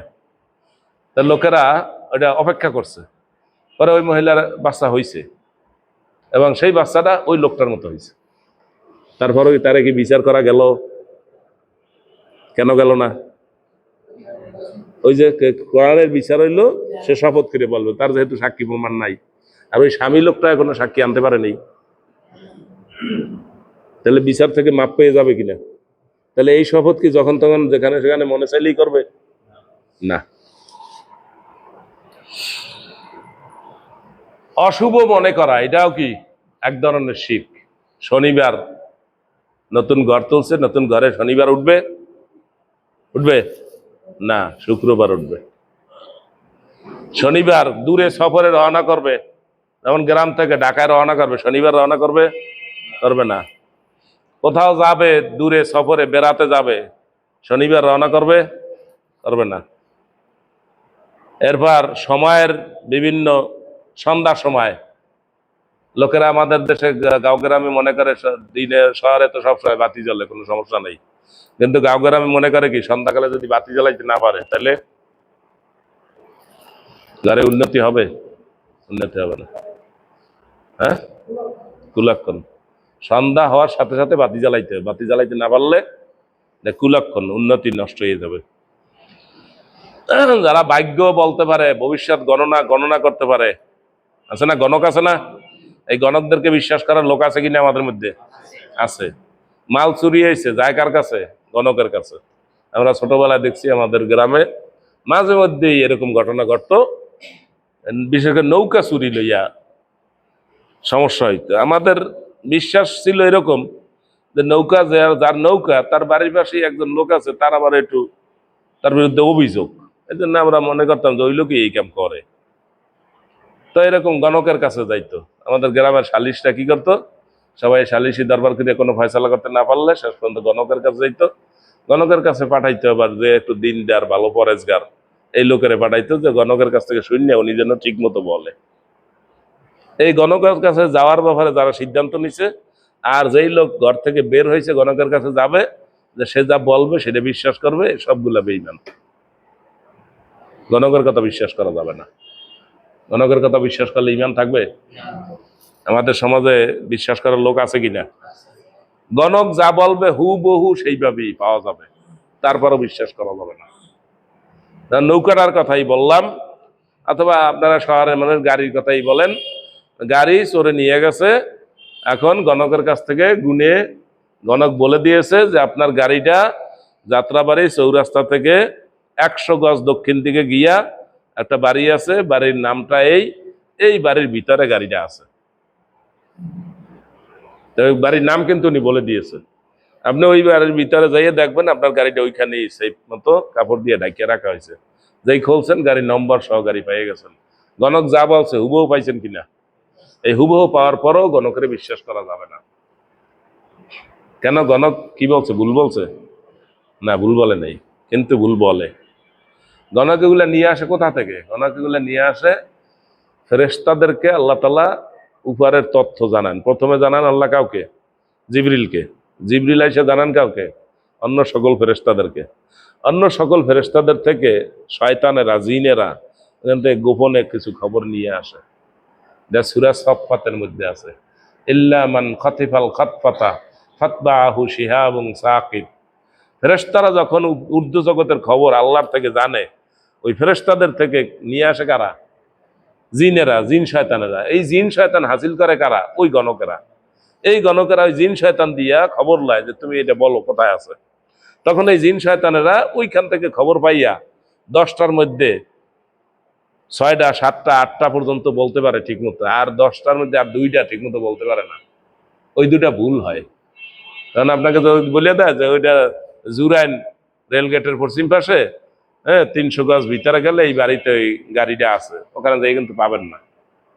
কিন্তু যাত্রা বাড়িটা পাইয়ে গেছেন হুবহু। তাহলে উনি 2-1টা মিস করে কিনা? তো 2-1টা মিস করলে আর যদি 2-1টা সঠিক হয় তাহলে কি বিশ্বাস করা যাবে? মাইনাস প্লাস মিলে কি হয়েছে? তাহলে তার কথা বিশ্বাস করা যাবে না। আপনি হুবহু ওইভাবে পাবেন। একবার আমি শুনছি গণকরা গনিয়ে দিছে ওই যে নৌকা চুরি, আমাদের গ্রামে ওই যার নৌকা আছে আর যে চুরি করে তারা পাশাপাশি থাকে। তা ওনারে মানে ডাব্বা দেওয়ার জন্য, মানে ক্ষতিগ্রস্ত করার জন্য বারবার এই চুরির কাজটা করে। একবার বলে দিয়েছে যে আপনার নৌকাটা ওই জঙ্গলের মধ্যে একটা ছোট খাল আছে, এই খালের মধ্যে বইটা উল্টা দিকে গেড়ে প্লাস্টিকের দড়ি দিয়ে বাঁধা আছে, সেই ঠিকই ওইভাবে যেয়ে পাইছে। পাইয়া তো সবাই খুশি। গণক যা বলছে হুবহু তাই পাইছে। এই পাওয়ার পরও বিশ্বাস করা যাবে? গণকের কথা বিশ্বাস করলে কি হবে? তার আমল নষ্ট হয়ে যাবে। তাবিজ, মাদুলি, রশি, সুতা, তাগা ইত্যাদি শরীরে লাগানো যাবে না। এগুলো লাগায় কিনা? বিশেষ করে আমাদের দেশে সন্তান জন্ম হওয়ার পরই তার গলায় তাবিজ আছে কিনা, কোমরে তাগা আছে কিনা, হাতে পায়ে তাগা আছে কিনা, আবার নিয়ে আসে কার কাছে? হুজুরের কাছে। হুজুরে কি করে? পরিয়া ফুদিয়া গিরা দিয়ে পাঠাই দেয়। এই শিরক করার ব্যাপারে হুজুরও এদের সাথে জড়িত আছে। হুজুরে জানে না যে এটা শিরক। হুজুরে মনে করে যে আমি আল্লাহর কালাম পড়িয়ে দিচ্ছি, অতএব এখন আর শিরক হবে না। কি আল্লাহর কালাম পড়িয়ে দিলে শিরক হবে না? ইমানদার লোকই তো শিরক করে। সূরা ইউসুফের 106 নম্বর আয়াত অনেকবার বলছি, মনে আছে আপনাদের? ওমা ইউমিনু আকসারুহুম বিল্লাহি ইল্লা হুম মুশরিকুন। অধিকাংশ মানুষ আল্লাহর ইবাদত করে আবার শিরকও করে। তাহলে হুজুরেই তো শিরক করার স্টার্ট করাই দিল। আমার কাছেও লোকেরা টাকা নিয়ে আসে, সুতা নিয়ে আসে, আমি টাকা সুতা রাখিয়া দিই, দেই না। কারণ দিলে উনি আবার আর এক হুজুরের দ্বারা যাবে, কারণ হুজুরে টাকা দেয় নাই। টাকা না লইয়ে তো বাসায় যাওয়া যাবে না। বেশি টাকা আর সুতা পরা লাগবে না, আমি পানি ভরা দিছি, তেল ভরা দিছি, এটা দিয়ে যথেষ্ট হবে। কিন্তু ওনার তো ইমানতে হবে না। হবে? বাসায় গেলে মহিলারা বিশ্বাস করবে? মহিলা কয় কথার মানুষ? এক কথার মানুষ, ওটা লাগবেই। হুজুরে যত কইছে তাইলে কবে এই হুজুরে ভালো জানে না। কারণ আমরা ছোটকালের আগের বছর থেকে সব হুজুরের কাছ থেকে কি এই সুতা পরা, টাকা পরা এগুলা নিছে কিনা, আমাদের মা বাপ দিছে কিনা, এটা একটা দলিল। কি দলিল? যে আমাদের মা বাপ আমরা অনেক আগে থেকে এগুলা দেখতে দেখতে আসছি, অর্থাৎ এই হুজুরের বিষয়টা জানে না, এই জন্য হুজুরে দেয় নাই, ওই হুজুরের দ্বারা যাও, তাহলে আবার হুজুর পাল্টাবে। তাই টাকা পড়ার হুজুর আছে কিনা? বেশি। বেশি আছে না কম আছে? নাই, খালি আমি একা, আর সবাই দেয়। কারণ ঝামেলা করার মধ্যে যায় না, এরা এটার মনে করে কি ঝামেলা। আর আমি মনে করি যে শিরক করিয়া ও নিজে গোল্লায় যায়, ওরা ফিরাইতে হবে। শাহান শাহ, মালিকুল আমলাক, আরবিতে কি বলা হয়?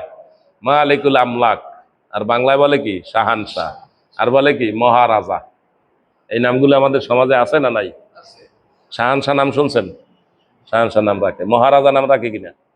আমি জালকাঠি ছিলাম, সেখানে অগ্রণী ব্যাংকে না রূপালী ব্যাংক জানি কোন ব্যাংকে জানি আমাদের টাকা দিত, সেই ব্যাংকে একজন লোক ছিল, তার নাম হলো মহারাজা। এই মহারাজা, শাহান শাহ, মালিকুল আমলাক, সকল রাজার বড় রাজা কে? এই নামটা কি মানুষের জন্য প্রযোজ্য হয়? হয় না। কিন্তু লোকেরা এটা রাখে কিনা? রাখে কেন? ওই লোকে অর্থ জানে? অর্থ জানে না, এবং তার কাছে এই নামটা ভালো লাগে, তার বাবা মার কাছে ভালো লাগছে, এই জন্য তার সন্তানের নাম রাখছে কি? শাহান শাহ। এই বেকারির নামও আছে শাহান শাহ, কোন জায়গায় জানি বেকারির গায়ের লেখা দেখছি। জি, একজন রাজার একজন বাদশাহ। আপনি দেখছেন দুই ভাই, একজন রাজার একজন বাদশাহ। আর আমি দেখছি ওই মাদারীপুরে এক বিরাট আমাদের মানে গেল সরকারের গুরুত্বপূর্ণ লোকের খুবা ছিল এখানে একজন, তার নাম হলো রাজা মিয়া। তার দোতলা বিল্ডিং, বাড়ি বাউন্ডারি দেওয়া, এবং তারা খুব বিরাট পদস্থ মন্ত্রী হবে, এরকম একটা মন্ত্রী হয় নাই, হবে হবে এরকম লাইনে গিয়েছিল। এর আগেই তো আবার সব শেষ হয়ে গেল। তো এই রাজা মিয়ার বাড়ির সামনে একজনের চায়ের দোকান দিত, তার নাম হলো বাদশাহ। ভিতরে কি? রাজা, আর সামনে চায়ের দোকানদার কি? বাদশাহ। দুইজন সমানে সমান। যে কাউকে রব বলা, রব, অথবা কাউকে আব্দ, আব্দ অর্থ কি? দাস। রব হইল কে? আল্লাহ। তাই রব বলা এটাও এক ধরনের শিরক। যেমন নাম রাখে ফজলে রব্বি, পরে ডাকে কি? নাম হলে আব্দুর রব, অর্থ কি? আল্লাহ রব, তার দাস। আব্দুর রব অর্থ কি? রবের দাস। আমি কি রব? আমি আব্দুর রব। আল্লাহ রহমান, মানুষের নাম রাখবে কি? আব্দুর রহমান। আব্দুর রহমান অর্থ কি? ওই আল্লাহর গোলাম। আল্লাহর নাম আল্লাহ, মানুষের নাম রাখি আব্দুল্লাহ, ওই আল্লাহর দাস। আব্দ শব্দ যোগ করে রাখলে কি হয়? আল্লাহ হয় না, আল্লাহর গোলাম হয়। আল্লাহর গোলাম রাখছে, এটা তো আর ভুল করে নাই, কিন্তু নাম রাখছে গোলাম মাওলা, এখন ডাকে মাওলা। মাওলা ভাই আছে কিনা? তো এটা কি ঠিক হয়েছে নি? এটা একদম ডাইরেক্ট লাগিয়ে যায় না আল্লাহর সাথে। নামটা আছে আব্দুর রব্বি, আব্দু রব্বি, আমার রবের দাস। এখন আব্দু বাদ দিয়ে ডাকে রব্বি, তার মানে কি? নি আমার রব। তাহলে ডাইরেক্ট শিরক হয়ে গেল কিনা? ডাইরেক্ট শিখ যদি উনি না বোঝে, তাহলে ওনার কাছে ডাইরেক্ট শিখ মনে হয় না, মনে করে সহজ করছে।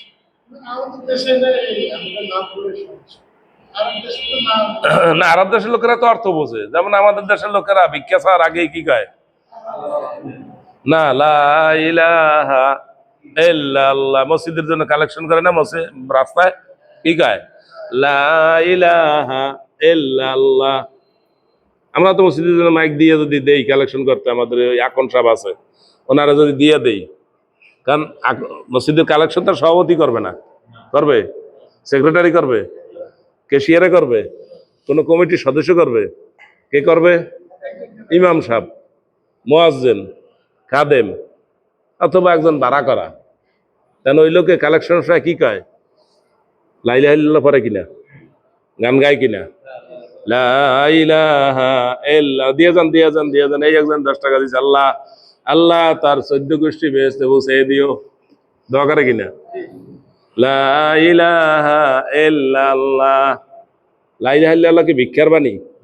কিন্তু আমাদের দেশে এটা কি? ভিক্ষার বাণী। এই যে হাজি সাহেব ঘুমে ধরছে ভালো করিয়া, এবার একটু আপনি বলেন, আপনি ভিক্ষুক তো দেখছেন, মক্কা মদিনা দেখছেন, ওরা কি একবারও লা ইলাহা ইল্লাল্লাহ কইছে শুনছেন? আর কে আছে গেছেন হজে উমরা গেছেন? কে কে কই ভিক্ষা একবারও লা ইলাহা ইল্লাল্লাহ কইছে? আপনারা তো খেয়াল করেন না, আমি খেয়াল করছি, এবং ওদের সাথে আমি কথাও বলছি। এক ফিলিস্তিনি মহিলা আরাফাতে আসছে ভিক্ষা করার জন্য, ফিলিস্তিন মহিলা তো মহা বিপদেই আছে নাকি, তো বাড়িঘর নাই, একদম উলফাট। কিন্তু আরাফাতে আসছে তখন আমার কাছে এটা খুব খারাপ লাগছে, কারণ আরাফাতে কেউ ভিক্ষা করতে আসছে, এবার আলী রাদিয়াল্লাহু তাআলা ব্যাত লাগাইছে যে আরাফায় আসছে ভিক্ষা করতে, আর জায়গা পাও নাই। আরাফায় চাইবে কার কাছে? আল্লাহর কাছে। মসজিদের মধ্যে ভিক্ষা করতে আসে না লোকরা, এই জন্য তো আমি নিষেধ করি। কিন্তু ওনারা মনে করে কোনো হুজুরে নিষেধ করে না, খালি এইখানে মসজিদ হুজুরে নিষেধ করে, এই খালি কাজীবাড়ি মসজিদে হুজুরে বুঝছে, আর কেউ বোঝে নাই। মসজিদ কি ভিক্ষা করার জন্য বানাইছে? তা উনি এখানে মসজিদ ঢুকলো কেন? উনি একটা সুবিধা নিয়েছে, এখানে 100 মানুষ আছে, 100 মানুষের কাছে একসাথে পাইয়া লাইলো, একসাথে উনি একটা 500 টাকা পাইয়ে গেল। সহজ হইল কিনা? 500 টাকা পাইতে ওনার একদিন ঘোরা লাগবে না? একদিন ঘোরা লাগবে, সেইখানে উনি একবারে 500 টাকা 1000 টাকা পেয়ে গেল। এই জন্য সহজের জন্য আছে মসজিদ। আবার কিছু লোক আছে দরজায় বসে থাকে, তা দরজায় বসে তো ওরা তো বাইরেই আছে, ওদের জন্য আমি কিছু বলি না। কিন্তু মসজিদে ঢুকে যে ভিক্ষা চাইবে, তার কি ভিক্ষা দেওয়া হবে না বাইর করে দেওয়া হবে? একদম বাইর করে দেওয়া হবে, একদম কোনো কথা নাই। মসজিদ কি ভিক্ষা করার জন্য বানাইছে? আর মসজিদের কালেকশন কি বাইরে হবে? মসজিদের কালেকশনের ব্যাপারে মসজিদে আমি বলছিলাম একদিন, তা আমাদের সভাপতি সাহেব আবার আমার চ্যালেঞ্জ দিছিল। আমি বলছি না, চ্যালেঞ্জ দিয়ে কোনো লাভ নাই, এটা ইউটিউবে আছে। পরে তার এক ভাই কইছে না আমিও দেখছি, পরে থামছে। পরে সেটা আমি ভালো করে দেখছি, সেটা কি? সেটা হলো একটা মসজিদ থেকে একজন লোককে নিয়োগ করা হয়েছে যে সে মসজিদের জন্য কালেকশন করবে, প্রত্যেক মাসে 20,000 টাকা মসজিদে দিবে। সে কালেকশন করে কত টাকা পাইছে এটা তারা খোঁজ করতে যাবে না, তবে কোনো মাসে উনি কইতে পারবে না যে এই মাসে কিছু পাইনি। 20,000 তাকে দিতেই হবে। তাকে মসজিদের থেকে রসিদ দিয়ে দিছে, সভাপতি সেক্রেটারির নাম টাম সাইন টাইন সব দেওয়া আছে। তারপরে একজন সাংবাদিক, এখন তো মাথা গরম নাকি, খবরটা উল্লায় না সব জায়গায়, সে এসে বলছে আপনার কোন মসজিদের কালেকশন? কা আছে মসজিদ আছে কোন জায়গায়? ওই জায়গায় একেবারে প্যাসিগোসের মধ্যে যাইয়া তারপর মসজিদ। সাংবাদিক কইছে আমার গাড়িতে ওঠেন, তার গাড়িতে উঠাইয়া তাকে এই মসজিদে নিয়ে গেছে। ঠিকই যাই দেখছে এখানে যেই লেখা, এই মসজিদের নামও তাই লেখা, তাহলে ঠিক আছে কিনা? এরপর মসজিদের সভাপতিরে বাইর করছে খোঁজ করিয়া। সভাপতি আসছে, আসার পর জিজ্ঞাসা করছে আপনার নাম কি? ওনার নাম ওই নাম যা লেখা আছে তাই। আপনি কি এই মসজিদের সভাপতি? হ্যাঁ। সেক্রেটারি কে? অমুকে। তা আপনারা কি এই লোকের কালেকশন করার জন্য লাগাইছেন? এটা তো আমি বলতে পারি না, এটা সেক্রেটারি বলতে পারে, মুসল্লিরা বলতে পারে। তা আপনি সভাপতি? না আমি তো এখানে বেশি নামাজ পড়ি না, আমি কন্ট্রাক্টারি করি, এখানে বেশি নামাজ পড়ি না। আপনি নামাজ পড়েন আর কি, বেশি নামাজ পড়েন ওইটা আর কি কইলো। তা আপনি সভাপতি হইলেন কেন? আমি সরকারি দল করি তো এই জন্য আমার সভাপতি করছি। কি কথা ঠিক আছে কিনা? এবং এটা ইউটিউবে ওই সাংবাদিক সম্পূর্ণ ইউটিউবে এই কাহিনীটা দিয়ে দিছে। ওইটা দেখে আমার জন্য একটু ভালো হয়েছে। আমি এই জন্য জুমার মসজিদে বলছিলাম, এক জুমায় বলছি মসজিদের জন্য বাইরে কালেকশন করা জায়েজ নাই। পরের জুমায় বলছি মসজিদে কালেকশন করা গুনার কাজ। তৃতীয় জুমায় বলছি মসজিদে এইভাবে মাইক দিয়ে কালেকশন করা হারাম। আগে আস্তে আস্তে দিতেই হবে। এক চান্সে যদি হারাম করি তাহলে তো অনেকের ইমান নষ্ট হয়ে যাবে। এই জন্য আমি 3 জুমা টার্গেট করি এই কথাগুলো বলছি। মদ সমাজে খুব চালু ছিল, মদ খাওয়া আরব দেশে খুব চালু ছিল। আলী রাদিয়াল্লাহু তাআলা আনহু, আশারা মুবাশশারা, যারা দুনিয়ায় বেহেশতে যার সুসংবাদ পাইছে, আব্দুর রহমান ইবনে আউফ, এরা সবাই এই সমাজে, যেহেতু এটা একটা সম্ভ্রান্ত লোকেদের খাবার, এখন যেমন আমাদের সমাজে আছে কি কাশপুরি এক হুজুর আছে, এই কাশপুরি হুজুরের বাসায় বিভিন্ন ধরনের আইটেমের মদ পাওয়া গেছে। তো জিজ্ঞাসা করছে এই বোতলটা এটা কি? এটা আমি একটু লাইক করি এইটা, এই জন্য এইটা আছে। পরে দেখছে আর একটা ব্র্যান্ডের এইটা, আমার ওয়াইফ আবার এইটা পছন্দ করেন, উনি আবার ওইটা পছন্দ করেন। এরপর আর দেখা যাচ্ছে আরো কিছু এগুলা এগুলো আমার ছেলে ফেলে ওরা আছে তো, তারপর ওইগুলা মেহমান আসলে ওনারা তো আবার বিভিন্নটা চায়, সবটা তো আর সবাই তো একটা খায় না। এই জন্য উনি কি কাশপুরি একজন মৌলানা সাহেব, নাম কি কাশপুরি, একজন মৌলানা সাহেব। কোন দল করে জানেন তো? এই যে দল করলে মদ খাওয়া যায়। এটা আমি বানোয়াট বলছি না, এগুলো সবাই জেনে শুনে বাস্তব বলছি। কথা বুঝতে পারছেন? তাহলে এই মদ ওই সমাজে চালু ছিল, পরে মদকে আল্লাহ ঘোষণা দিয়ে একবারে বাদ করে দিছে না, প্রথমে কোরআনের আয়াত আসছে সূরা নাহলে যে তোমরা খেজুর এবং আঙ্গুর থেকে সুন্দর খাদ্য তৈরি করো। তার মানে কি, কিসের কথা বলছে? মদের কথা বলছে। সুন্দর খাদ্য, রিজকান হাসানান, প্রশংসা করছে। কি করছে? প্রশংসা করছে। দ্বিতীয়বার আসছে কি, ইয়াসআলুনাকা আনিল খামরি আল মাইসির। যারা মদের বিরুদ্ধে ছিল তারা সবসময় বলতো, ইয়া রাসূলুল্লাহ, আপনি আল্লাহর কাছে বলেন আল্লাহ যেন এই মদটা এখন বন্ধ করে দেয়, এইটার তালায় আমরা অস্থির। ওরা নিজেরা তো খাই না, ওই সমাজেই একদলে খাইতো না, ওরা তো নিজেরা খাই না, কিন্তু ওই যারা খায় ওগো জ্বালায় অস্থির। এই জন্য কয় যে এটা তো খারাপ, এটা বন্ধ হয়ে যেত। তখন আল্লাহ বলছে, ফিহিমা ইসমুন কাবীর ওয়া মানাফিউ লিন-নাস, এর মধ্যে মানুষের কিছু উপকার আছে, আর তবে অপরাধ আছে এর মধ্যে বেশি। এইবার কি বলছে? অপরাধ আছে, মদের মধ্যে খারাপ আছে, পাপ আছে। আগে বলছিল কি? সুন্দর খাদ্য। প্রথমে করছে কি? প্রশংসা। পরে বলছে কি? এটার মধ্যে পাপ আছে। এটা দ্বিতীয় স্টেপ। এরপরে আসছে কি, ইয়া আইয়ুহাল্লাযীনা আমানু লা তাকরাবুস সালাতা ওয়া আনতুম সুকারা। এই ঈমানদার লোকেরা, তোমরা নেশাগ্রস্ত অবস্থায় নামাজের ধারে কাছে, মসজিদের ধারে কাছে যাইবা না। নেশাগ্রস্ত অবস্থায় নামাজের ধারে কাছে, মসজিদের ধারে কাছে যাইবা না। কারণ নামাজের কাছে যাই তুমি নামাজ পড়তে পারবা? মসজিদের দ্বারে যাইয়া কি করে? মসজিদ নাপাক করবা না? এই জন্য নেশাগ্রস্ত মসজিদের দ্বারে। এখন কি হইলো? জোহরের পর মদ খাওয়া বন্ধ হয়ে গেছে। কারণ জোহরের পর খাইলে আসরের আগে মাথা ঠিক হয় না। আসরের পর খাওয়া বন্ধ হয়েছে, কারণ আসরের পর খাইয়া মাগরিবের আগে মাথা ঠিক হয় না। মাগরিবের পর খাওয়া বন্ধ হয়েছে, মাগরিবের খাইয়া এশার আগে মাথা ঠিক হয় না। এবার খাওয়া যায় কোন সময়? এশার পর এক দফা খাওয়া যায়। আর খাওয়া যায় কোন সময়? ফজরের পর এক দফা। এখন কয় দফা খাওয়ার সুযোগ আছে? আর বাকি সময় খাওয়া কি? বন্ধ হয়ে গেছে। এলো তৃতীয় স্টেপ। মদ কিন্তু হারাম হইতে আছে আস্তে আস্তে, যেহেতু একেবারে সমাজে ভদ্র মানুষের মধ্যে এটা ঢুকে আছে, এটাকে সহজে ছাড়ান যায়। শেষবারে আসছে, ইয়া আইয়ুহাল্লাযীনা আমানু ইন্নামাল খামরু ওয়াল মাইসিরু ওয়াল আনসাবু ওয়াল আজলামু রিজসুম মিন আমালিশ শাইতান ফাজতানিবুহু। এই মদ, জুয়া, তীর দিয়ে ভাগ্য নির্ধারণ করা এবং বেদিতে পশু জবাই দেওয়া। বেদি বুঝেন তো? ওই শিরকের জায়গা, হিন্দুদের পশু কল্লা কাটার জায়গা আছে, ওই জায়গায় নিয়ে কাটে, অন্য জায়গায় কাটে না। এই জায়গাগুলো তোমরা বাদ দাও। নিশ্চয়ই মদ জুয়ার মাধ্যমে তোমাদের মধ্যে পরস্পর শত্রুতা সৃষ্টি হয়, তোমরা এটা বাদ দিছো। তখন যারা বাদ দেওয়ার আগের তারা বলছে, হ্যাঁ তাই না, আমরা বাদ দিছি। এইবার মদ হারাম হয়ে গেছে। এরপর রাসূলুল্লাহ সাল্লাল্লাহু আলাইহি ওয়াসাল্লাম বলছে, কতগুলো পাত্রের কথা বলে। ওই যুগে মদের পাত্র যেগুলো ছিল, হান্তাম, দুব্বা, এরপর মিজাফাত, আর একটাই 3-4 ধরনের পাত্র ছিল।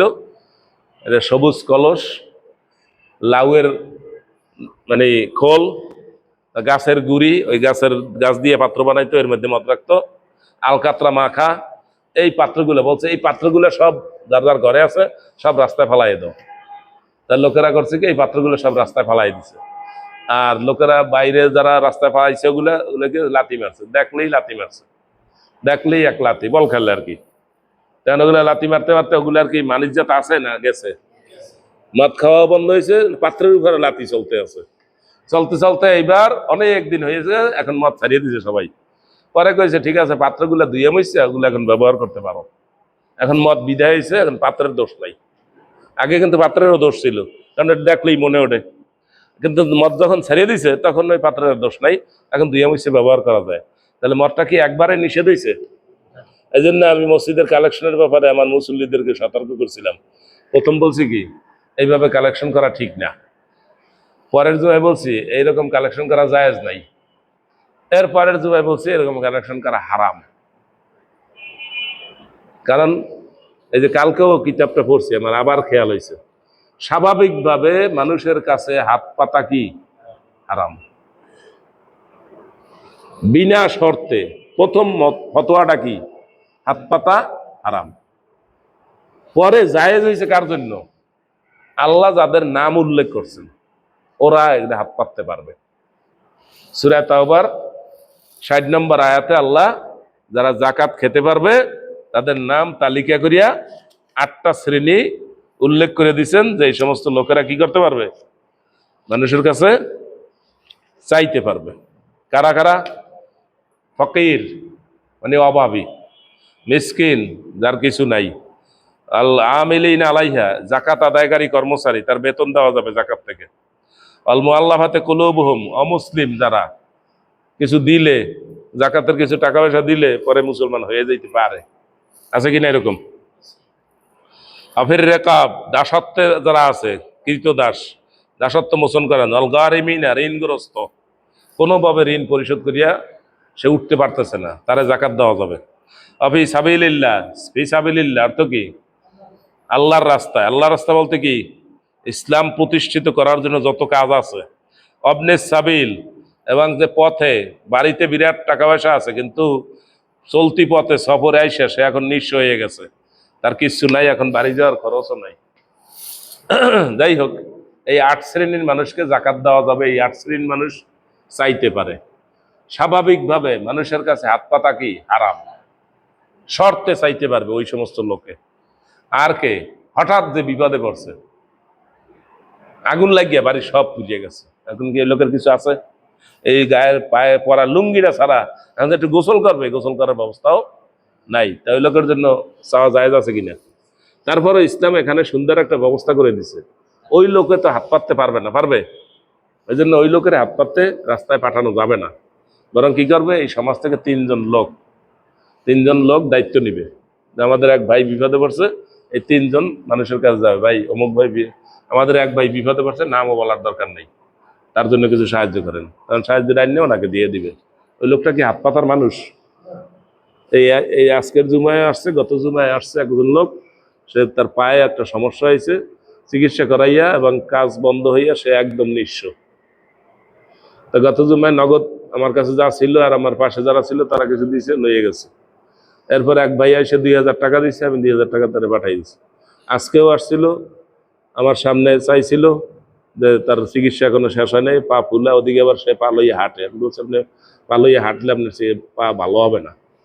না না, হাঁটতে করবো কি, আমার তো কাম না চললে খাওয়ান বন্ধ, বাড়ি ভাড়াও দিতে পারে না। পরে একটা স্ট্যান্ড ফ্যান ছিল, এই ফ্যানটা বেচছে বাড়ি ভাড়া দিছে, তা আবার 2000 টাকা কম। তো আমাদের উপস্থিত আবার এক ভাই 1000 টাকা দিছে, তা কিছু আবার হয়ে গেছে। আর একজন গেছে হসপিটালে, তার 1 লাখের বেশি টাকার দরকার, 4 লাখ টাকা লাগবে তার অপারেশন করতে। 3 লাখ মনে হয় নিজে জোগাড় করছে, 2.5 থেকে 3 লাখ জোগাড় করছে, আর 1-1.5 লাখের কথা আমার কাছে বলে আছে, আমার আজকে বলতেই মনে নেই। বললে লোকেরা দিতে পারে কিনা? এই দেওয়া না দেওয়া কি আমার আমার হাতে? আমি বললেই একজন লোকে দিতে পারে, কিন্তু আমার বলা ভুলেই গেছে, বলতে পারেন মনে নেই। আগামী জুমা ছাড়া বলা যাবে না। হাত পাতা, মানুষের কাছে হাত পাতা এক কথায় কি হারাম, দ্বিতীয় কথা কি শর্তে চাইতে পারে। তা আরব দেশের ভিক্ষুকরা কোনো সময় বলে না লা ইলাহা ইল্লাল্লাহ, এর কথা কোনো না, বলে কি সাদাকা ফি সাবিলিল্লাহ, মিসকিন সাদাকা ফি সাবিল। ওই ফিলিস্তিনি মহিলাটা এসে বলছে মিসকিন ফিলিস্তিন, মিসকিন ফিলিস্তিন সাদাকা ফি সাবিলিল্লাহ, মিসকিন ফিলিস্তিন, অর্থাৎ ফিলিস্তিনি দরিদ্র মানুষ, আমার বাড়িঘর নাই, সাহায্য করেন। আর মক্কা এবং মদিনার বিভিন্ন গলিতে দূরে দূরে পুলিশকে এড়াইয়া কিছু লোক ভিক্ষা করে, ওদের অঙ্গটঙ্গ সমস্যা আছে, হয়তো হাত নাই, হয়তো পা নাই, কিন্তু মক্কায় ভিক্ষা করার করতে দেয় না। এটি মক্কার কোনো লোক না, এগুলো বাইরের থেকে আসে, বিমানে আসে, এসে এখানে ভিক্ষা করে। কথা বুঝেন? এখানে ভিক্ষা করলে লাভ, বিমানে আসে এবার বিমান খরচ দিয়ে যায়। আরব দেশের লোকে ভিক্ষা করে না, এবং আরব দেশের লোকের ভিক্ষা করার দরকার হয় না, সৌদি আরবের বিশেষ করে ভিক্ষা করা লাগে না। যে তাইলে এগুলো হইলো ইমান নষ্ট হওয়ার কারণ। আর একটা কারণ, এই দুইটা, এইটা বললে এখন শেষ করি নাকি? সেটা কি? মুনাফিকি। এই মুনাফিকি হলো 2 ধরনের: মিথ্যা কথা বলা, ওয়াদা খেলাপ করা, আমানতের খেয়ারত করা, ঝগড়া লাগলে গালি দেওয়া, এগুলা কি মুনাফিকের আলামত, মানে চিহ্ন। এই মুনাফিকটা কি মুনাফিক? কাজে কর্মে মুনাফিক। এটার দ্বারা ইমান থেকে মুনাফিক হয় না। ওইটার পরের হাদিস ছিল আরবাউন লাম ইয়াকুন আরবাউন মান কুন্না ফিহি কানা মুনাফিকান খালিসান। এটার পরের হাদিস ওইটা। কয়টা? 4টা। 3টা বেশি প্রসিদ্ধ। এই জন্যই তো আমার সাথে মিলে না। আমার সাথে মিলে না কেন? বুঝলেন? এই জন্যই আমি বলি সঠিকটা, আর লোকেরা ভুল ভুল শিক্ষা করে, অর্ধেক বললে যা হয়। হ্যাঁ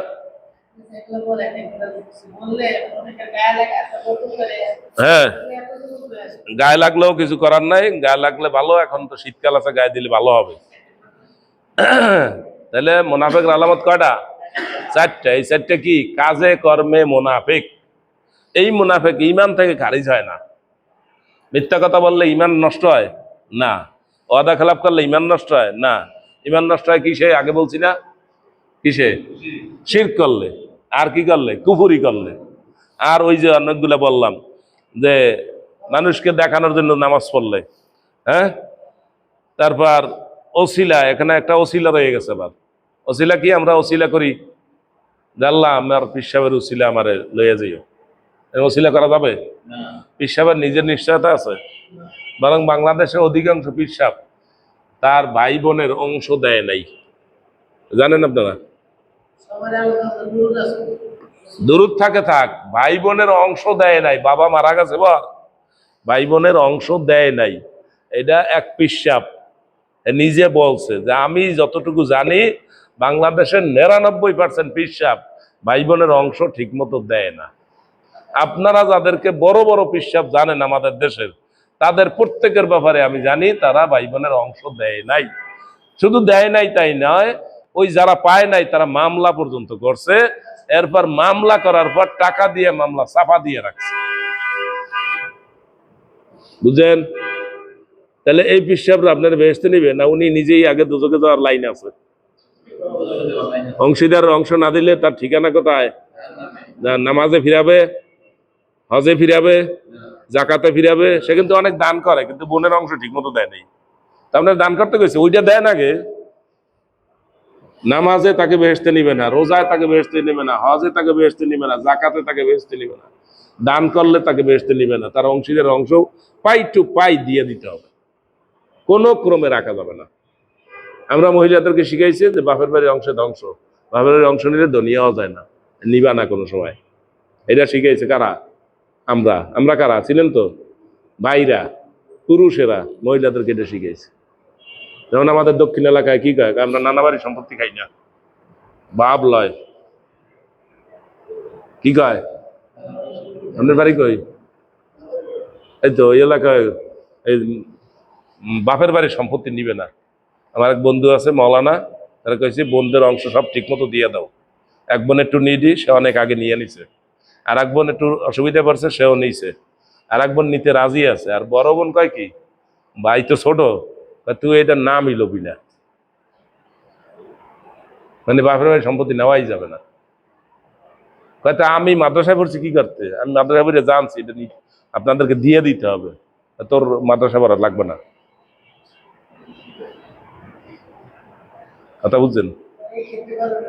এই ক্ষেত্রে করণীয় বাইরা বাকরক করিয়া ওই ওনারটা ফালাই থইবে, আর ওই যে গরিব আর এক বোন আছে না, ওরা দিয়ে দিবে।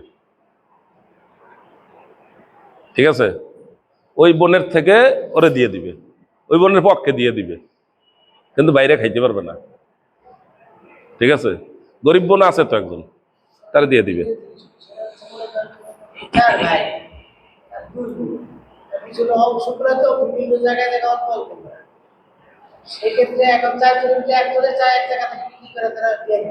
ওগুলা সিস্টেম করে নিতে হবে, এক জায়গা দিয়ে কি সবাই পাবে? কিন্তু নিতে হবে সিস্টেম করিয়া। তুমি এই জায়গায় দেন না, আমি ওই জায়গায় দিয়ে নিই, এটা না বোঝে কে? ভাই দেন না, এটা শুনে দেন। তাহলে এই চারটা কাজ করলে কি হয়? কাজে কর্মে মুনাফিক হয়। এটা কি ইমান খারিজ হয়? না। ইমান থেকে খারিজ হয়, এটা একটা মুনাফিকি আছে। এটা কি মুনাফিকি? এটা হলে ইমানি মুনাফিক। ইমানি মুনাফিক কোনটা? যে সে বাইরে টুপি মাথায় দিয়ে থাকে, নামাজ পড়ে, কিন্তু সে ইসলামের পক্ষে না। সে সে নামাজ পড়ে, হজ করে, কিন্তু সে দুনিয়ার কোন জায়গায় রোহিঙ্গা মুসলমানরা বিপদে পড়ছে, কি হয়?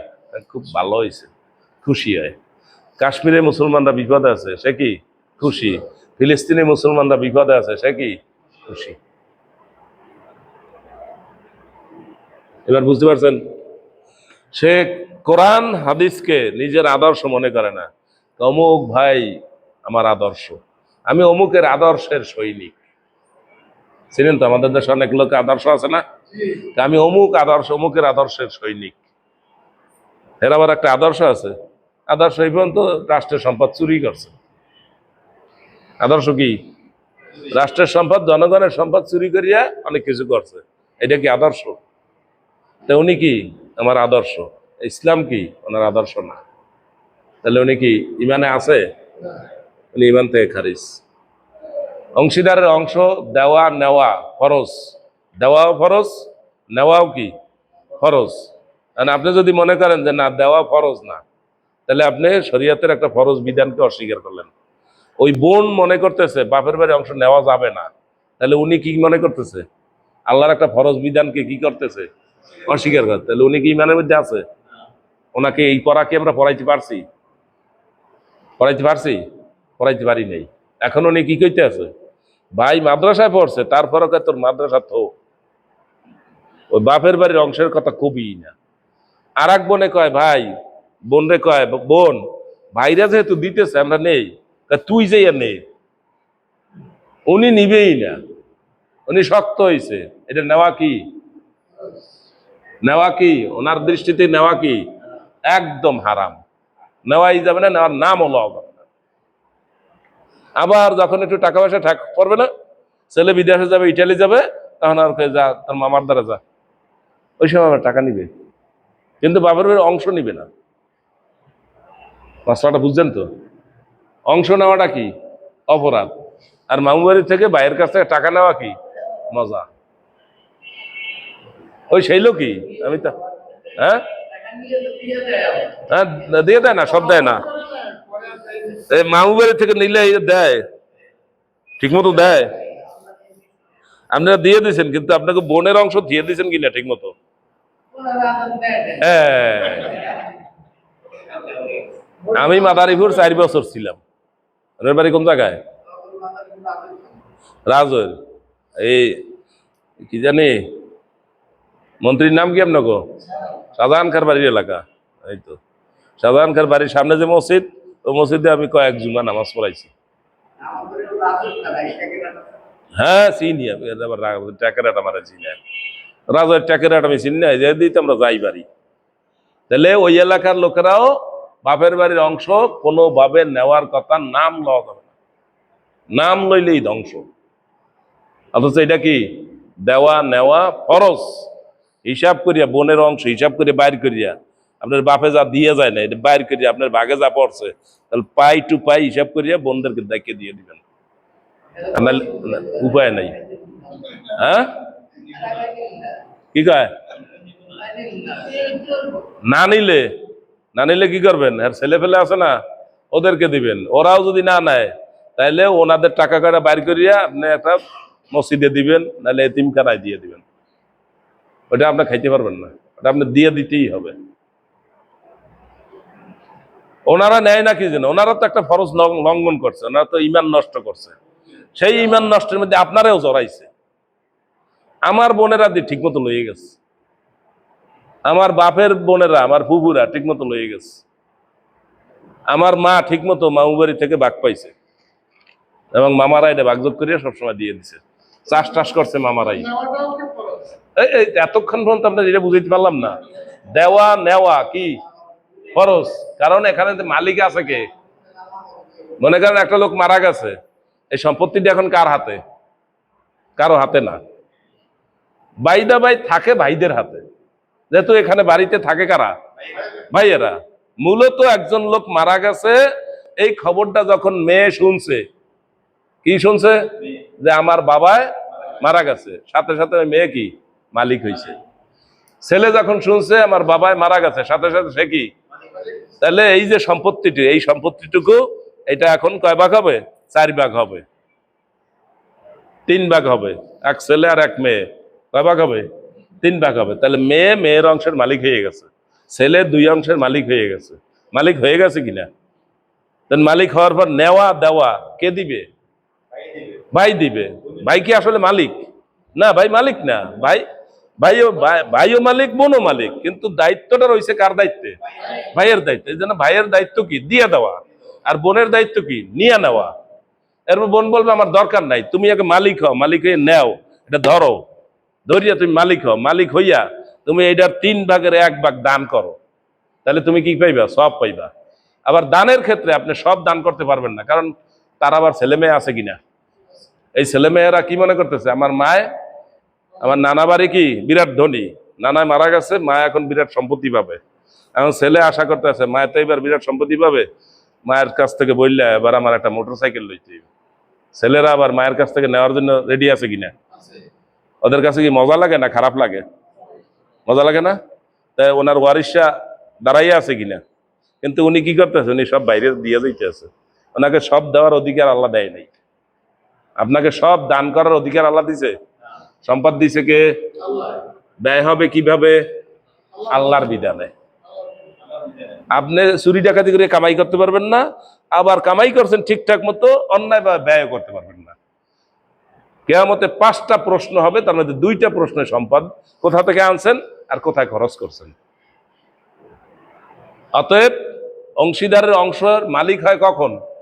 খবর কানের মধ্যে ঢুকা মাত্র। এই খবর শুনিয়া মেয়ে যখন শুনছে বাবায় মারা গেছে, এই খবর শুনিয়া মেয়ে হাটফেল করে মারা গেছে, সে কি মালিক হইয়া মারা গেছে? সে কি হয়েছে? মালিক হইয়া মারা গেছে। এখন তার অংশ কি? তার সন্তানদের দিয়ে দিতে হবে। সন্তান আছে, স্বামী আছে, তারা পাবে। সে খবর শোনা মাত্র সে কি হয়েছে? মালিক হয়েছে। মালিক হইয়া সে মারা গেছে। বাবার খবর, মায়ের খবর শুনিয়া কেউ সন্তান মারা যায়, শুনছেন আপনারা? মারা যায়। তাহলে উনি খবরটা শোনার পরে মারা গেছে, তার মানে উনি মালিক হইয়া মারা গেছে। এই সম্পদ এমনিতেই ভাগ হয়ে গেছে। এখন ভাইরা দেয় না, ভাইরা জুলুম করে। বোনেরা নেয় না, ওরা শরিয়ত জানে না। আমাদের বোনেরা তো ঠিক মতো নিতে আছে, কারণ আমাদের বোনেরা শরিয়ত জানে। আমার বাপ দাদারা কি করছে, ঠিক মতো ভাগ করে। এক দাদায় মারা গেছে বৈশাখ মাসে ভাগ করিয়া জ্যৈষ্ঠ মাসে সবাই ভাগ মতো চাষ করছে, জমি চাষ করে আমাদের দেশে জ্যৈষ্ঠ মাসে। আমার নানারে আমি দেখি নেই, নানার সম্পত্তি মায় যা পাইছে, আমরা ছোট কাল থেকে দেখছি মামায় এই ধান চাষ টাস করিয়া ধানের সিজন আসলেই টাকা পাঠাই। আমাকে আব্বা আমাদেরকে পাঠাইতো, যা টাকা লইয়ে দিয়ে মামা বাড়ি থেকে মায়ের অংশের টাকা। আবার মায়ে কি করছে, তার সম্পত্তি থেকে ওখানে কিছু সম্পত্তি দান করছে। সেই জায়গার উপরে মসজিদ হয়েছে, মাদ্রাসা হয়েছে। মায়ের কি অসুবিধা হয়েছে? সম্পত্তি আনছে তো অসুবিধা হয়েছে? ওদিকে মসজিদ মাদ্রাসা হয়েছে, সৎকার জারিয়ার কাজ হয়েছে না? আবার তিনি একটা সম্পদ পাইলেন, সেটা থেকে আমরাও পাইলাম। অসুবিধা কি? রিজিক কার কাছে? এখন আপনি যদি আটকাই রাখলেন, আমার মামা যদি আটকাই রাখলে তার থাকবে এটা? আল্লাহ লইয়ে দিতে পারে কিনা আর একদিক দিয়ে? অসুখ বিসুখ বালা মুসিবত দিয়ে নিতে পারে কিনা? তাহলে মুনাফিকি কয় ধরনের? 2 ধরনের। একটা মুনাফিক হলে ইমান থেকে বাইর করে দেয়। এই মুনাফিক হলো বেঈমান, কাফের মুশরিকের চাইতে খারাপ। ফিদ্দার ক্লাস ফালে মিনান নার, এদের ঠিকানা কোথায়? জাহান্নামের একেবারে তলদেশে। আর যারা বেঈমান, আল্লাহকে অস্বীকার করে, তারা হইলো উপরে, আর ওরা হইলো নিচে। কারণ ওদের লেভেলটা কি? টুপি মাথায় দেওয়া, নামাজ পড়ে কোথায়? সামনের কাতারে। কিন্তু ইসলাম আর মুসলমানদের কোনো ক্ষতি হইলে মনে মনে কি খুশি। তাহলে কি কাফের, অমুসলিম, হিন্দু, বৌদ্ধ সেই ভালো না খারাপ? এটা বুঝছেন তো? নামাজ পড়ে মসজিদের সামনের কাতারে, হজ করে, কিন্তু মুসলমানদের কোনো বিপদ হইলে খুশি হয়, আর মুসলমানদের কোনো সফলতা হইলে উনি কষ্ট পায়। এটা কোন মুনাফিক? ইমানি মুনাফিক। এটা কোন মুনাফিক? ইমানি মুনাফিক। আর মিথ্যা কথা বললে এটা কোন মুনাফিক? আমলি মুনাফিক, কাজের মুনাফিক। ওয়াদা খেলাপ করলে কোন মুনাফিক? কাজে মুনাফিক। আমানতের খেয়ানত করলে কোন মুনাফিক? কাজে মুনাফিক। ঝগড়া করিয়া গালি দিলে কি কোন মুনাফিক? কাজে মুনাফিক। আর ইমানি মুনাফিক কোনটা? ওই যে ইসলামের বিরুদ্ধে খুশি হইলে। এর কিন্তু এই 4টা কাজ না, এই 4টা কাজ হলো ছোট ছোট, আর ওইটা হলে সবচেয়ে বড়। যেমন রোহিঙ্গা মুসলমানরা বিপদে পড়ছে, আমাদের দেশে কিছু লোক খুশি হয়েছিল কিনা? করাও খারাপ, এই জন্য বাইর করে দিছে। আসলে কি তাই? এটা তো আন্তর্জাতিক একটা চক্রান্ত। ওখানে কি খালি মুসলমান বের হয়েছে না হিন্দু আসছে?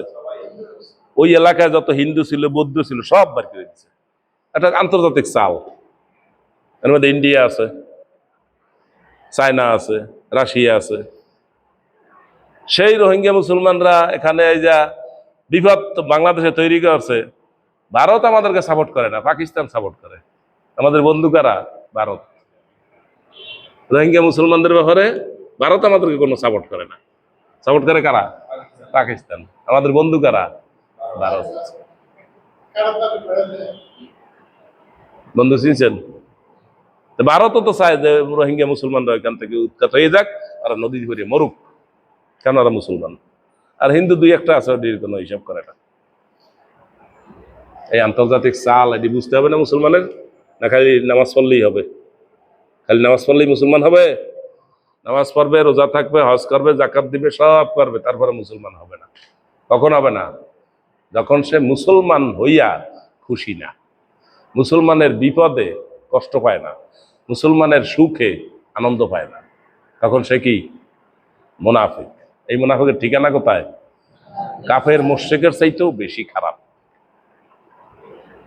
আর ইসলামের ফরজ বিধানরে যদি ফরজ বিধান মনে না করেন, তাহলে আপনি কি ইমানদার আছেন? তাহলে বাবা মারা যাওয়ার পর, মায় মারা যাওয়ার পর বাবার মায়ের সম্পত্তি নেওয়া দেওয়া কি ফরজ? আমাদের অধিকাংশ মহিলারা এটা ফরজ মনে করে না, মনে করে বাপের বাড়ির সম্পত্তি নিতে নাই, নিলে ধনী হওয়া যাবে না। এটা শিখছে কারা? শিখাইছে কারা? আমরা শিখাইছি। কারা শিখাইছে? বাইরে শিখাইছে। এই যে আমার কাছে এখানে আরো এক লোক বলতে আছে ব্রাহ্মণবাড়িয়ার, যে বাপের বাড়ি সে অনেক সম্পত্তি পাবে,